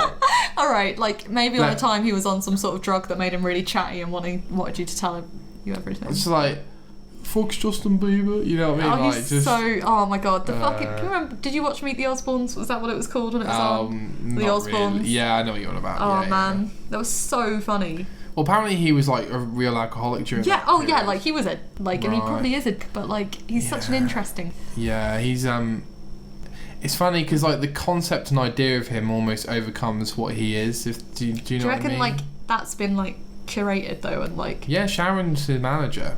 She knows. She knows what's That's going down. cool, isn't it? Though. Very cool. Like, To the King of Darkness, like. it's cooler to think about the idea of Metallica than just four guys. That's what I'm like when I was just like that penis that said those things. It really ruined Metallica for me, but Metallica as a force, that's cool. Exactly. That's cool. As a logo with lightning bolts. Exactly. As a brand. A brand. Yeah, it is a brand, Metallica. Like, Definitely. they really got the best metal name, didn't they? Like, out of all the Yeah. band names, oh shit, guys, we're taking Metallica, sorry. Like, They I did. always think about that. I'm just like, you guys snagged it, didn't you? They did. Well, they didn't come up with it. Some other guy had it, Did and then they? Lars was like, "Oh, well, I'll take that for my metal band." Okay. I much prefer System of a Down to Metallica, so. Okay, cool. And I've only recently, I say recently, in Yeah, the you've past only- like year, Yeah. really gotten into System of a Down. I didn't really get the magic before. You know when you like get a band's magic and you just like, this is why people love this band sort of thing? Yep. That's when it, like, because I always knew like Chop Suey and Sure. BYOB, like, but I was like, oh, these are good tunes, but then I like really listened to their Got to the albums and album, I was yeah. like, wow. That's the magic of the album, though, isn't it? That like you listen to a whole album and you just get so much more. Piece of work Exactly. that they've created, yeah. So yeah, you've got into them recently. From what I can tell, you like Toxicity, Mezmerize, and Hypnotize. You weren't too big of a fan of when I spoke to you. I have bought it on CD and I've been playing it in my car more when I'm bored of like Mezmerize. No, I do listen to other CDs, but mostly like those two. Okay. I prefer, I think I prefer the second half of the album because like it feels like it's like fading out almost. Hypnotize. Like yeah, like Okay. like obviously I prefer Coming to an Mezmerize. I end. think like as a whole because it's like so energetic and punchy and just I don't know. I've never listened to an album quite like it. Absolutely. So, do you want to go through it song by song? I think we can, yeah. Soldier side intro. Okay. Nice. Yeah, it? like it sort of, it doesn't set you up. It's just like, you know, it's going to be an experience sort of film. Welcome to the soldier side. Like, Yeah. there's no one else here but me. And then Yeah. like you're released into this like to the like throngs of BYOB. Like, do you know what I mean? Ah, one of the best Like- songs ever. It is fantastic. It's great. Yeah, Soldier Side. They usually come on the stage with it live. I But, like, think they might because have it's, the do you know what I mean? 2013. It's like they're like welcome. Like Yeah. this is what you're in for. I never thought of it like that, you know. In terms of like welcome to system, I never I thought don't of know, it in like, that. not like welcome to system, but like you're Welcome- about to enter this experience. I don't know. That's how it feels like to me when I put the album in and it's just like doom doom doom doom doom. Definitely. Doom doom doom, and you're like something's coming, and then like the build of BYOB, and you're like oh, and then it drops, and it's just Yeah, man. BYB is awesome. it is so good. Like But, the verse is super heavy, the chorus is melodic and fun and it's- poppy, and yeah. But yeah, the song. I mean, the album's perfect, but that song in it's particular amazing. is wonderful. And then Cigarro. Is that next? Thinks. Do you want to get a track list up? Yeah. Okay, I'll get a track list up. But I'd say Cigarro is often my favourite song on Mesmerize. I don't know, Really? it's something about the beat that makes me sort of like sweat a little bit. Revenger Like, or oh, it's like- Revenger. Oh man. Revenger. Yeah, Revenger. Revenger. You're right, you call me out there, fair play. Yeah, I listen to that album all the No, time. yeah, Like- fair play. Good song, very It's very- catchy. Yeah, Do you like Revenger? yeah, Okay. I love that song. Sweet revenge. Will be Yes. See, that was one of those songs where like I listened to it like you a bit and I was like, oh my god, System of a Down is so much more than just would have been, should have been, not have been you. Like, That's and such a good bit. Oh man, that's such a good bit. How'd you give it? Oh god. And then, like, we could go have to through play this every, album later we now. could go through every System song. That's such a good bit. Oh no. The thing, like Revenge, I remember listening to Revenge and like my mate was like, you haven't listened to this song before, and it was one of those like you only know the singles and you Yeah. don't realise just how good each album is and how many songs are so good on them. But yeah, man, like Revenge is lovely. Like it's just that whole stuff. Yeah, like Yeah. yeah, Cigarro, I absolutely love. Like, It's got to be one of their heaviest songs I've ever done. Like that start is really heavy. oh, just like, my dick is much bigger than yours. My cock can walk right through the door. With the feeling so pure. Yeah. Like, do you know what I mean? Like, it's like complete trash lyrics, but it's just so perfect. Yeah. Like, I think Cigar is my favourite song on the album. It definitely, and The like intro, yeah, like you say, is just. and by the time you get to the end, it's just like a whole overwhelming experience. You just think like, holy shit. Exactly. I don't know if Like, I told running you. to that song is just insane. I'm just like, I want to sprint as fast as my body can take me. Like when I saw them second time or whatever, they played that song, I was like, Where have you seen System? Reading and Download. So you've seen them twice. Yeah. Tom's seen them. Yeah. I've seen them Wow. twice. And when they played Download, I was like, I need to see this band again. Hadn't seen them since 2013, so I was What year dying was to it? see them. 2017, and obviously really good. And yeah, they played Figaro, and then by the time they got to the end bit, they had like strobe lights, and then they had like flashes of like Trump and politics and stuff, and I was just like, this is unbelievable. That's what, like, I remember first saying to you when I got into them, I love that it's so political, and like, I do really want to get into Rage Against the Machine. We've been talking about them at work recently, and I love their whole vibe. Yeah, and they're headlining Reading, so that's probably why they've been like brought up. But So if you don't mind me lecturing you Yeah. for 2 seconds. Okay, go on. So like your 3 truly original bands from the 90s. You've got Tool, who you will not like, which is fair enough. I've heard are they one of the big 4? No. Who are the big 4? Anthrax, Slayer, Megadeth, Metallica. Okay, but they wouldn't have started without Megadeth, the other ones, because Megadeth was the original. That's what I saw in that Lemmy documentary. Is like Who's the original? Sorry. Megadeth. From. Like Megadeth were the first like thrash metal band.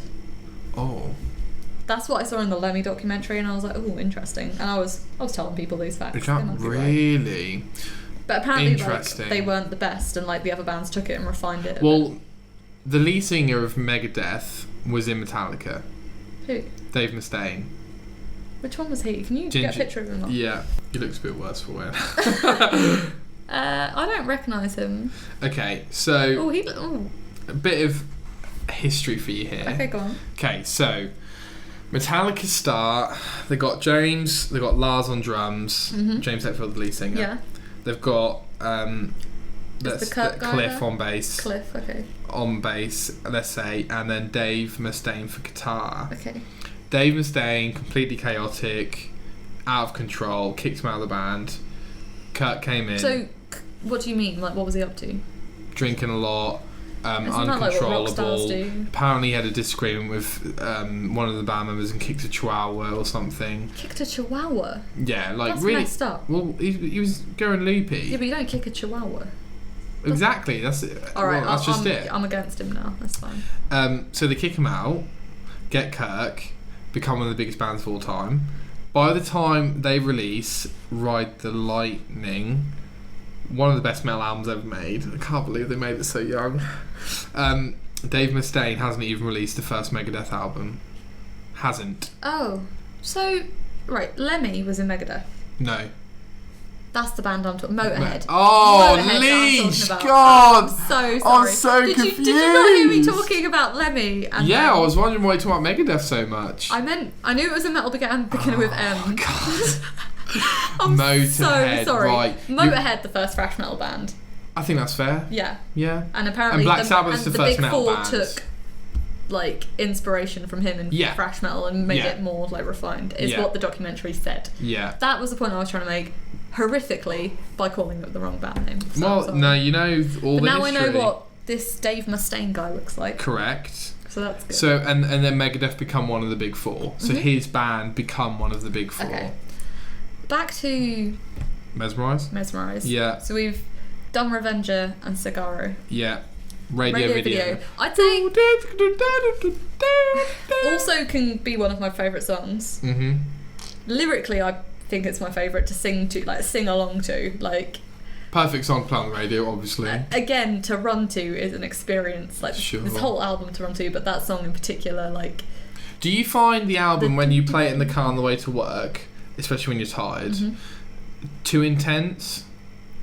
no, there's. Interesting. I literally always want to listen to it. And Okay. Are you still in that phase? Yeah. Like, I don't know when I'm going to want to stop listening to it, but it's not anytime soon. Okay. Which is weird because I've never been sort of actually no, like Muse albums when I first discovered them were similar. Yeah, I would get like really into one Muse album and listen to it for like a year. Muse. Yeah, I feel like that's what bonded us as friends was our love of Muse. Definitely. Because were we We've both seen into them Muse twice, when we were? 3 I've seen them times. 4 times now. Couldn't go to the Norwich one. To be fair, not that I'm trying to take away from your Norwich experience, because that was an absolute dream for your best band to play in your home city. I heard the crowd wasn't fantastic. They played a lot of their new album as well, but it was cool. Okay, Like, it was a fair cool enough. experience. I had my Muse t-shirt on. I cried. Like. Okay. And Was Paul with you? do you know what? Who stood out though? Who came on before Muse? Florence and the Machine. I've seen her 3 times as well, and she had broken her leg or something, and she just had to sit down and do an acoustic set. My God, she has the most beautiful voice in the world. It was so Fair. moving. Like, Really? I love Florence and the Machine. Wow. Like, you did go through a proper festival stage phase though, didn't you? Like I you went in to like 10 festivals in like 3 3 or years. 4 years. Yeah. Jesus. But like, I love music festivals. I think they're fab. Like, they're definitely better when you're younger and you're like more into like camping and getting like smashed with your mates. But like, it's still fun when you're older too. Like, you just are a little more. You're just like, oh, the fucking 16-year-olds, and you're like, I really love being a fucking 16-year-old. Like, so I don't resent them. I'm just like, it's not me anymore. Like, I've done my time. The first year I went to Reading, I was getting my GCSE results that day, and people were getting text like, that's how young we were. Like, that's mental, isn't it? Jesus. 9 years ago. Okay, sorry, yeah, so I cut you off. So yeah, radio video, you're still at that phase. I like it because they say my dog's name in it. They say Sweet Denny and Lisa, and my dog is called Dennis, Oh, so we of call course. Denny. Yeah, of course, yeah. So I like that, and I changed the lyrics to Denny and Papa, my dog's names, and I enjoy that. It pleases me. Okay. So that's why I okay. really like that. But obviously, it's an amazing song. Okay. I'm gonna take this off you. This cocaine makes me feel like I'm on this song. Yeah. Um, I I almost see that song as a break. It feels like a yes, break in the album. Leash. Yes. Like you've had this build with all these like super, and then it's Here's just the like interlude. it's just like, yeah, an interlude. That's, Oh, you get it. You're on the same no, page. because then going into violent pornography, you're back into it again. Do you know what I mean? Straight off. Don't. But I love that interlude. Like, Yeah. it's really good. It's really like, it's still like the same energy as. There's something wrong with me. There's something wrong with you. Oh god, it's just so mental, isn't it? But It's yeah, so catchy. Violent Porno- is that the most famous song? No, what's the most BYB. famous? BYB's most famous on the album. Then Violent Pornography. Pornography. That's what, like, One of the before- best. Before I was a Big System fan, I knew BYB and Violent Pornography. Like, I didn't realise Violent Pornography was that big of a song. yeah, not as big as like Chop Suey, Toxicity, and but they're over 2 big ones, you'd say. Yeah. I almost like Chop Suey is such a famous song. I almost don't associate it with System of a Down. It's just like this huge It's ballad. their mainstream hit. Yeah. Ugh. Yeah, but like it's still an amazing song. No, it is, but like when you're going on that journey, you just realise just how irrelevant Chop Suey. Like Chop Suey isn't that much better than any of the other songs. No, Chop Suey is not the best song, but it is more mainstream. Like the I don't think you trust. Like that's gonna get the people in, isn't it? Yeah, Like, yeah. It's it got me melodic. in. Like, I was here. Like, do you know my first ever introduction to System of a Down? I was in a school orchestra at the age of, how old would you be in year 5, 6, 9, 10?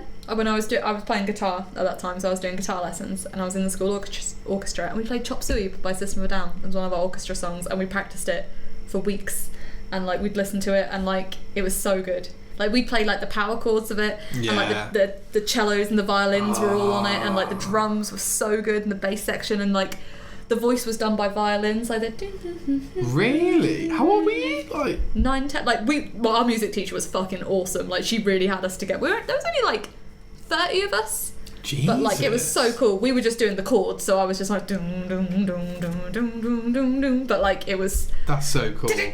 on violins. It was so, we done it. Like, we performed it. That was our song that we took out and performed. Right. Because but the reason I love them so much is because they do have like a theatrical, orchestral like element to them. Like, there's There are strings in there, and it's like, but that's why I love Biffy so much, because they're proper orchestral metal. Definitely. I think what some people call it is like arena rock, because like you almost have to be in an arena to appreciate the scale of the music. And it's like the music's almost been written to be played in an arena.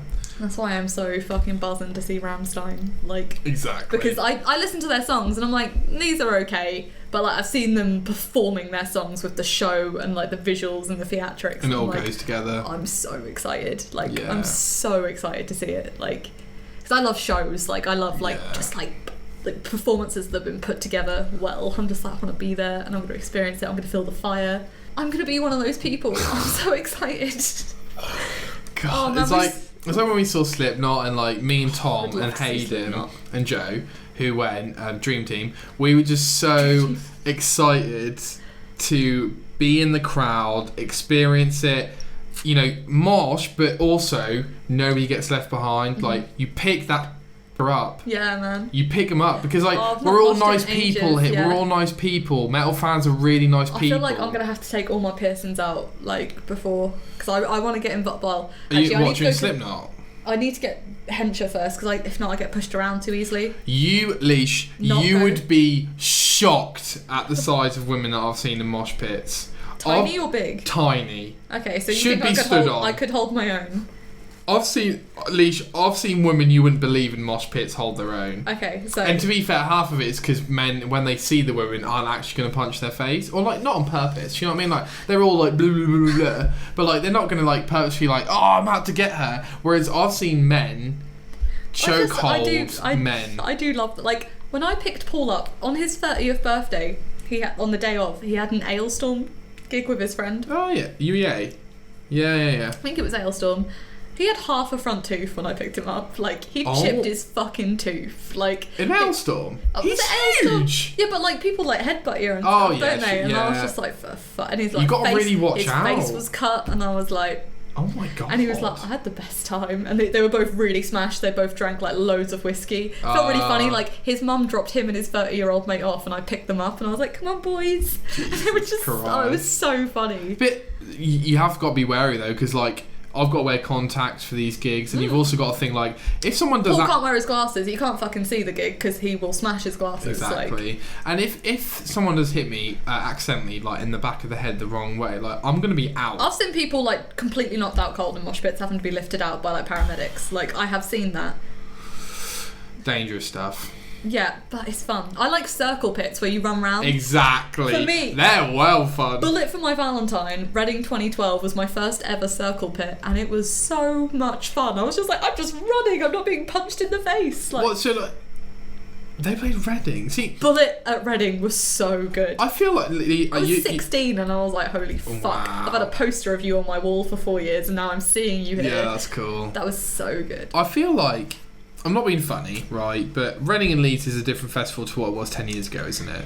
It's more changed to what 16-year-old kids like, rather than like heavy music. Yeah, it's definitely a younger people's. But then I was 16 when I went, so maybe it has always been like that. I don't think it has, to be fair, because I think if you look at the history of lineups, I do think that the more recent you go, the more I think you like Foals. And I know they're popular, and I don't deny that, but like, I just think there isn't as much balance. I'll tell you what, the first year I went, 2012, Bombay Bicycle Club were on during the day. That was where I got trampled twice. Not at a Bullet for My Valentine gig. Exactly. Not at like any of the heavier bands, but was at like because like there were just these dickheads just like pushing each other around, and I was like, and like they made the whole crowd fall over, and like they had to stop, and I was like, it's ridiculous. I remember when we went, metal fans are metal. Like, when we went to Reading, and that people went to go see Bastille instead of System of a Down. I'll never live that down. Who James and Max.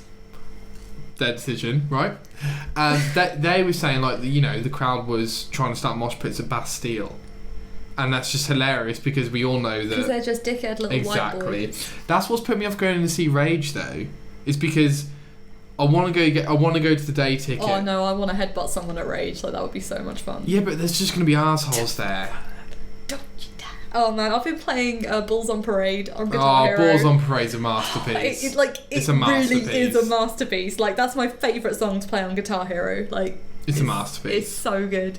Yeah, I just don't want to go to full of like the download crowd. They're heavy, but like they're nice. They'll pick you up. But like Reading crowd, they're not going to pick you up.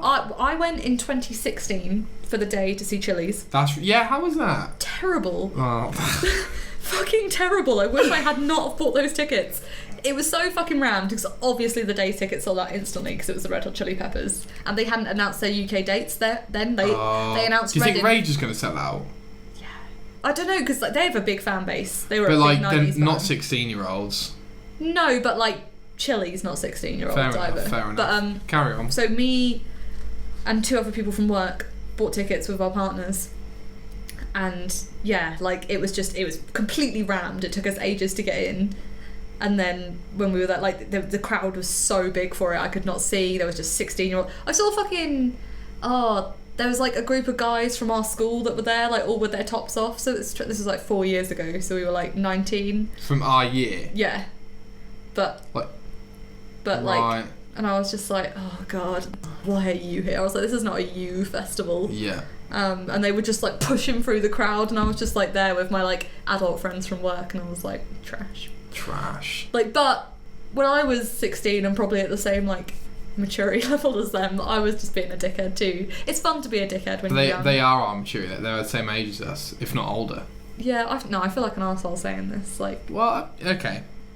We'll move on. I think they're assholes, but we'll move on. Yeah, but like not people grow. Like people are different. Like people, I'm sure they're having a good time. Like I'm having a good time. That's not having a good time though. Pushing people around is not having a good time. But I sort of like trashy people as well. Like. Well, anyway, how were Chili's the band? How far away were you? We were just behind the second barrier where like the disabled bit was. Yeah, just where we were for System. Yeah, but I couldn't actually see at all. Right. And I couldn't hear because we were just behind the speakers as well, so I was just like... Oh, no. And we'd left my house at like 6 a.m, got there at 10 a.m, waited till like 9 a.m. for them to... 9 p.m. for them to come on, and I was like, I can't really see or hear anything. Seriously? Yeah, it was not good. And then they released their dates for the O2, and I was like, I really should have waited on stage for that. No, like a week after Reading. Oh my god. Oh my god. Like, oh, for fuck's sake. But yeah, Chili's is still one of my favourite. Like, yeah. If we're gonna talk about albums, I want to go through Blood Sugar Sex Magik with you. I want to be a gangster. I really want to be a nice guy. Take care. He's a Bonnie and Clyde guy. Look him in the eye. He's not my kind of guy. I listened to that album for 2 years straight. Yeah. Now, Alysha, we have to talk about this because this is one of our best stories. Mm-hmm. Well, if it's a story. Okay. So we go see Avenged live. Yes. We go see the album which they're promoting, which you haven't listened to yet, or the album before, really, which is funny. I'm a purist. Which is funny. I'm like free of that old album. They did, to be fair, the setlist was trash. I had a good time. I don't know if you did. I had a good time when they done the songs I knew. The rest I was just like... Yeah, the setlist was trash. Like, all their songs... Right. I was listening to Avenged Sevenfold with a friend from work, and he was like, kind of like the Nickelback of metal, and Interesting. He said that, and I was like, oh yeah, and then it sort of ruined Avenged Sevenfold for me. But I do really, really like Avenged Sevenfold. Like, their first 3 albums are insane. Yeah, no, I agree. I think while I don't listen to them really anymore, they are like now I've said the Nickelback of metal, you will totally hear it when you're doing it. You're just like, oh yeah, you are really gay, aren't you? Like, yeah, probably. I don't mean gay in a derogatory way. I mean it in that way we used to say in high school. Oh yeah, like the way where you got cheesy metal lyrics way. Yeah, like yeah. Like. But you know what I mean?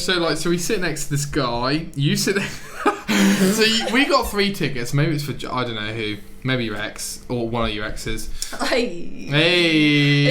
Well, anyway. So you break up. So you sell your ticket to a random Brazilian girl or something. Yes. So she sits next to you and she shouts throughout the whole gig, like, the lyrics. And you're like, Nick, swap seats with me. I'm going to lose my fucking mind. Was like that? God, I must have been a lot angrier when I was... Yeah, you were really furious that she was shouting 18. the lyrics. I was very... Like, I was still in my first year at work then, I remember. But to be fair, like, we did the trip down to London and stuff for it, so... It's cool, though. I like very that cool. trip down to London. I had a good time. That's the only time we've ever travelled to a gig together, isn't it? I think so. That was good. And then, so then we sit next to this other guy who produces the sounds on Fisher-Price products.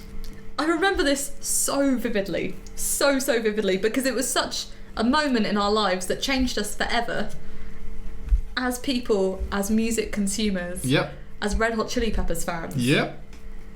And yeah, no, I'll let you continue with the story. Oh no, I thought you. Yeah, so we sit next to him, and then I don't know. You know the person sitting next to him, was he with him? I don't know. I can't remember. Okay. All I remember is the facts. Okay, yeah. So we start talking to him. We start talking about like Maiden and Avenged Sevenfold, and I was like, "Oh yeah, dude, like Avenged Sevenfold, one of the biggest new metal bands, as in brand new metal bands. You know, they basically copied the formula of Metallica and Iron Maiden. That's why they're so big." And he's like, "Yeah, completely see your point of view, but like Chili for me is still the favorite, like best band of all time." I was like, "Chili's." Like they got a couple of good, well, really good albums, loads of good songs, but like Funky bass. best album, like best band ever. He's like, "Have you listened to Blood Sugar Sex Magic?" We were I was like, like, what? I've what? never heard of that. "What are you on about? Is that an album?" What? 1989 that came out. 91. 91. Where have I got 89? The year before 1990, but it's the year after 1990. That's fine. Yeah, 91. Same year as the Black Album. Can you? Oh, dude, don't. Okay, so, but it's really, really old. Is the point we're making? Oh, sure, yeah. Yeah. So then, Really, I didn't it's know not you. that I didn't know you heard this conversation. To be fair, because like he was next to me and you were on the left and he was on the right. But you obviously like listening That's and pure in him. stuff. I don't want to be left out. And so we chatting and stuff, and he's like, "Oh, dude, Blood Sugar Sex Magic is the best album I've ever heard." So then we were both like, "What's this?" What was that now? He knows his What was that music. now? He what? The man that plays the Fisher Price theme. Exactly. recommended What? an album. What? And then he's like, "Oh yeah, Californication's brilliant, but Blood Sugar Sex Magic is where it's at." So then, I don't think we both agreed to, but we both went away and listened to the album.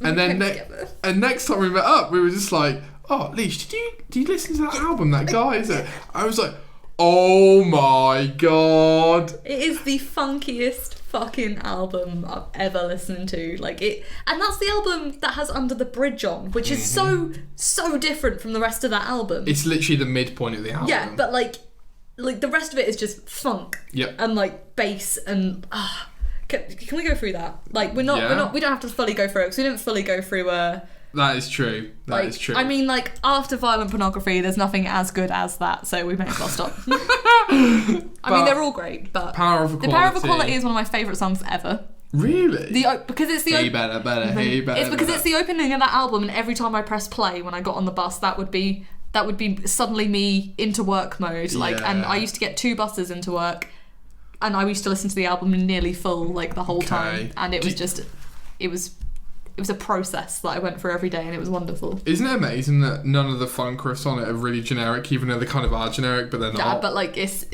Chili's, like, and meat, like they're so unique. So they are like, yeah, because like bass is bass, but if you have to, one of the best songs ever, if you have to ask. It's unbelievably good. if anyone takes anything from this podcast, it's to go and listen to this album. Yeah, like, I this agree with is that. my favourite album of all time, I will say. Really? Yeah. Why? Recommended to you by a stranger. Just recommend, like, yeah, but it is the best. Like, there's a reason the Chili's are so popular and big. It's because of this. Like, Completely agree. But unfortunately, you could argue that Californication, and by the way, have probably, in terms of popularity, have probably overtaken. yeah, but they that. wouldn't have got there without Under the Bridge, Give It Away, and Suck Absolutely. My Kiss. Like, Absolutely. which I find they're more famous than If You Have to Ask. Funky Monks is pretty famous as well. Do you think? Well, I thought my Breaking the Girl's on the Greatest Hits album. Is it? It is. Oh, my guitar teacher taught me Funky Monks when I was like 10. What? So I can do the Is it the...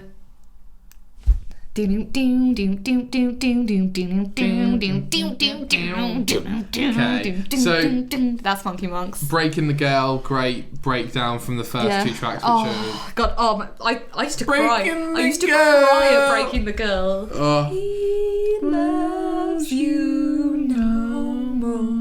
Funky Monks is unbelievable. Oh, God, it's so intense. Like they're all very intense. The songs, like they're an experience to listen to. Like, Do you remember when we were at yours, or I think it even might have been the weekend we were at mine in Birmingham, and me, you, and Tom were playing Funky Monks, and at the same perfect time we did that end bit where we were like,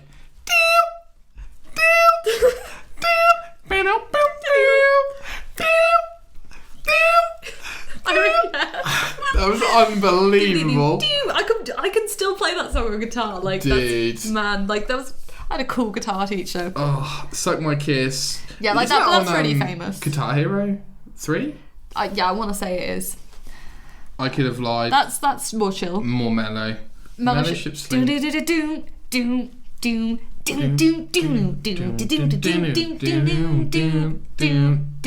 Good song. Oh, I love The Righteous and the Wicked. The Righteous and the Wicked. Oh, it's so funky. What a piece. It's so good. Oh. And then, like, I'm not being funny, Leash, but Give It Away is their best song, surely. Whoa, no. The drum is just ba-bam, boom. All right, we're in it. It's the best song ever. I prefer, if you have to ask, to Give It Away. Oh, I can totally see the argument. Funk is my argument. Give It Away is unbelievable. It's unbelievable. Yeah. Give It Away is like, that is the something happens to my body when I listen to Give It Away. Like that's the peak. That's the peak of the album. Like it high, back down again. Blood not in a Sugar bad Sex way. Magic. I'd probably say one of my bottom few. So like, Really? all right. I like the Blood chorus. Sugar Baby. Sex Magic. I think it's lazy. I don't think it's as good as the Okay, other interesting. one. Under the Bridge. Under the Bridge is Under the Bridge. Like it is. Do you? Like you say, it's the breather for. Yeah. It's sad. For the album. It was about. Was it his friend or was it? It's committed suicide. It might be the old died of a heroin guitarist. overdose. Old guitarist, probably. Do you know, like, half the band members have all had a heroin addiction? That's sort of what people did in the early 90s, like Yeah. had heroin addictions. Also, did you know that the old guitarist for Red Hot Chili Peppers has joined again? Not the one that died. Which one died of a heroin overdose? The original from the 80s. Okay. So the guy who wrote this album, guitar bits for this album, he's joined back. Oh, I've not heard that. I've not listened to anything past Stadium Arcadium, really. I listened to that Oh, I'm yeah, With You not worth album it. a bit. Not worth it. But Stadium Arcadium was it for me. I reviewed The Gateway. No, don't. Can I also mention that Hard to Concentrate by the Red Hot Chili Peppers was my first song at my wedding. Of course, yeah. What? Is that one of the early ones? What album is that on? It is off the Jupiter side of Stadium Arcadium sung Is it through. really? Do you like Stadium I Arcadium? love Stadium Arcadium. That's the first Chili Peppers album I listened to. Okay. Interesting. And then I went back. Yeah, And then I never went forward. Yeah. But Okay. Stadium Arcadium is bliss. Like it really, like if you listen, it's just, I don't It's really like Snow. I love Snow. Really? Yeah. Right, I tell you why I like Snow, because when I was in that orchestra, there was Yeah. another boy that played guitar, and he was Okay. much, much, much better at guitar than me. I was literally 10 years old. He was probably like 11, 12, and he could play the riff to Snow Okay. on an acoustic guitar. That sounds really hard, by the way. It's hard, it's quick and it's hard, and you're like it's hard, but like he could do it. And I've never been. I was like, this is what love is. Like when he would play that in front of me, and I was just What, to infatuated. him, or? No, like I was just like a boy that can play that funky Yeah, riff yeah, sort of thing. And so that's why Snow means a lot to me. Like mainly because of that long-haired guitar playing boy when I was 10 years old, and I was like, I think rock star boys are cute now because of he. And Stadium Arcadium came out at the same time, so Danny California was huge. Like that was the biggest song. I don't like Danny California as a song. I've got to be honest with you, babe. I like it because that was what got me into the Red Hot Chili Peppers. Well, Fair enough. I'd heard Can't Stop, but like That's not even on the Greatest Hits album, by that the way. came out when I was 5-6 years old, and I just remember it being on the radio a lot. Okay. So like, what actually hooked me was Stadium Arcadium. Well, it Can't And Stop's then- not on the Greatest Hits album. What can you show me the Greatest Hits album? Okay. My dad's got it, so that was my introduction. Because I was like, Dad, what? Yeah. What CDs No, you got? mine was Danny California, and then I went back. You probably recognise the album cover. I do assume. recognise the album cover. So it starts with Under the Bridge. It's very strange. What's Soul to Squeeze? I don't know. Okay. Other Side Amazing. Parallel Universe. Yeah. That's off. My Friends is a fairly early. I think it's on the album after Blood Sugar Sex Magic. Universally speaking. Hi, Universally Speaking, fantastic. Well, Hard to Concentrate. Yeah, see, that's not on here. No, Hard to Concentrate is not a hit at all. It's their like wedding-y song. Like it's a very wedding-y song. They definitely wrote it to like be played at weddings. Like Oh, right, okay. it's all about like husbands and wives and. Oh, right, okay. Didn't even know. Very good. Okay. Yeah, I mean, this album, I don't like. Name a song you don't like on there. Snow, Danny California. Right. hom, dee bom, do bob, It must hom, be 100 dee bom, miles, do bob. or 100 styles. It's not about the smile you wear, but the way we make out. Yeah, that that's song alright. is so good. I'll tell you what I do like. Stadium Arcadium, and especially Michigan, I do like. Yeah. Oh man, she's only 18. I absolutely She's love only 18! Don't know the Rolling Stones. She took the shortcut to be a full Yeah, that's grown. good. Storm in a Teacup is like amazing. Do you like Desecration Smile? So much. I love that entire side of that album. It's my favourite. Death of Martian's good. Okay, fair enough. Oh yeah. Tell Me Baby, like that was huge when that came out. Yeah, fair. What's? Oh yeah. The Fly Away. Zeta song. Zephyr song. Zephyr. Fly away on my Zephyr. Yeah, that's it. That's on By the Way, More isn't than ever. it? Wow, look how the Spotify streams I've got. I did Is not. Under the Bridge really their most famous song? That's so depressing. Where's the funk? Where's the rest of the funk? Give It Away is the funkiest song in the top 10, and it's number 10. Oh my god, that's depressing. That's what I mean. They're more of a melodic. Can't stop. It's not the funkiest song. But for the masses, for true funk fans, it's Blood Sugar Sex Magic. Yeah, I did not think they were that popular. By the way, They are one of the most popular bands in the world. But what are they numbered? Are they number like? It must be in the top 20. How do you find out about? Yeah, I don't know. Are they in the top 20? 130th. Okay, they are pretty old now. Like I think like Drake and Billie Eilish are 1 and 2. Yeah. Like, by the way, okay. right? All right. Being Billy, being 18 years old, And being the most there is famous person. no way you can cope with that. I don't know, No it depends way. what sort of team of people she's got around her. Hopefully good. Hopefully, because she was a child when this started. So. Exactly, and I'm not disputing that Bad Guy is a hell of a good song. I am disputing how much she has to do with making that song, so I don't know. Her brother makes them. Her He and her brother produces make it, them. yeah. And apparently, my mate Ben Bills, he came over and he stayed with his partner, and he was saying, like, because he knows music inside out, reviews stuff, hosts gigs. He was saying that his brother signed on or something when he was like 15, 16 or something as like a producer, because he was obviously extremely talented.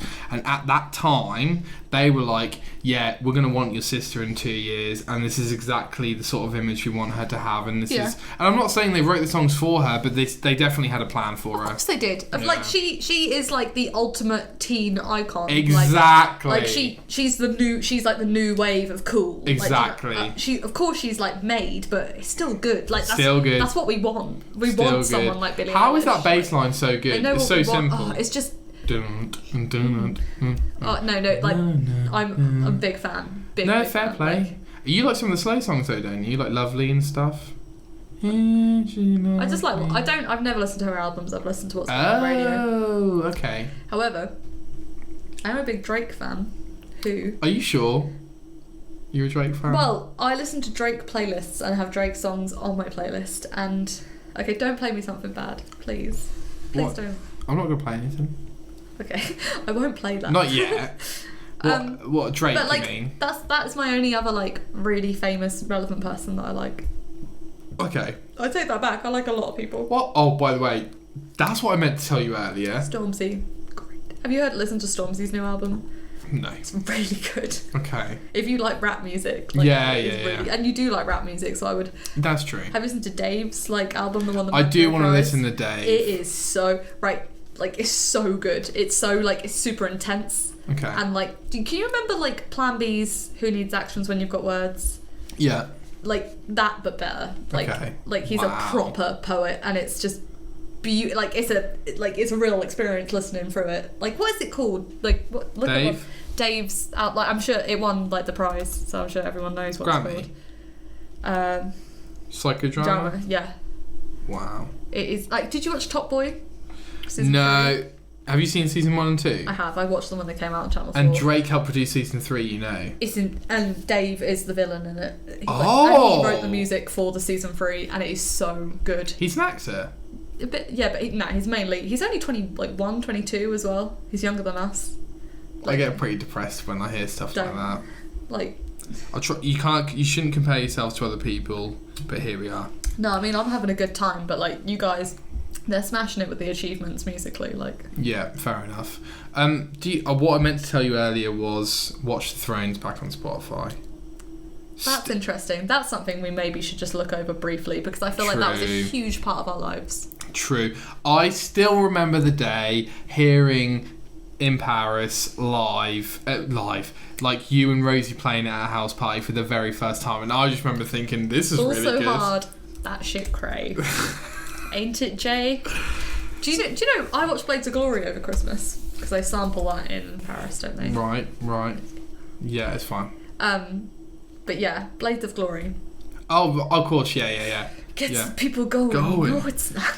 This, just to let you know, I didn't whole album, think it held up that well, but it does. It does. Me and Rosie, we went to Rosie for dinner like a few months ago, and she had watched The Throne on, and I was like, oh my god, I've not heard this in too long. Like, it holds up very well.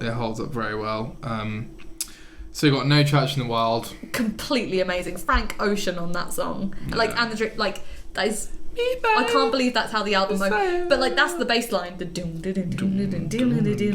be fair, that's not the biggest opener, is it? No, it really sets the mood for what's coming. Because then you go from that into Lift Off with Beyonce. Lift off. Kind of take it to the moon, take it to the stars. Yeah, that's a great song. One of Beyonce's least known. No, that's not true. But she's definitely like good in it. God, I was then about to say, oh, this is my favourite song on the album, but then I was just reading the rest and I was like, actually. Oh, look, so we've obviously got the Paris one, and I think it's the biggest rap song of all time. If you escaped what I escaped, you'd be in Paris getting fucked up too. Ball so hard, that shit cray. It's the biggest rap song of all time. It just reminds me of finishing high school. Like, it's such a beautiful... This whole album reminds me of finishing high school. I completely agree. Otis is unbelievable. The video for Otis is insane as well. Agreed. What do you need? What do you need? I gotta have it. You gotta have it. Yeah. Hello, white America. Oh. Why is it so catchy? It was just... Seriously, had a ruler, but he fixed it on the ruler because I'm richer. Oh man, it's. I don't like New Day, personally. Did that sample "Fish in the Sea"? You know how I feel. Is that one? No. So how does New Day go? Can you do it? Because I can't remember. I remember that's really. Let me see. Hold on. Right. Okay. That's my bit. Is one of the best songs on the album. That's my boots. That's one of the best songs on the album. Who Gonna Stop Me? Who Gonna Stop Me, huh? Well, what about Welcome to... I don't really like Welcome to the Jungle. The rest Welcome of to it. the Jungle, well. Murder to Excellence. How does that go? La la la la la. Dun dun. La la la la la la. You don't know Murder to Excellence? I mean, I'm sure I did if I heard it. Dun, la la la la la. Okay, hold on. Who Gonna Stop Me is one of the best. Have you seen Jay-Z live? No. I know you have. I know.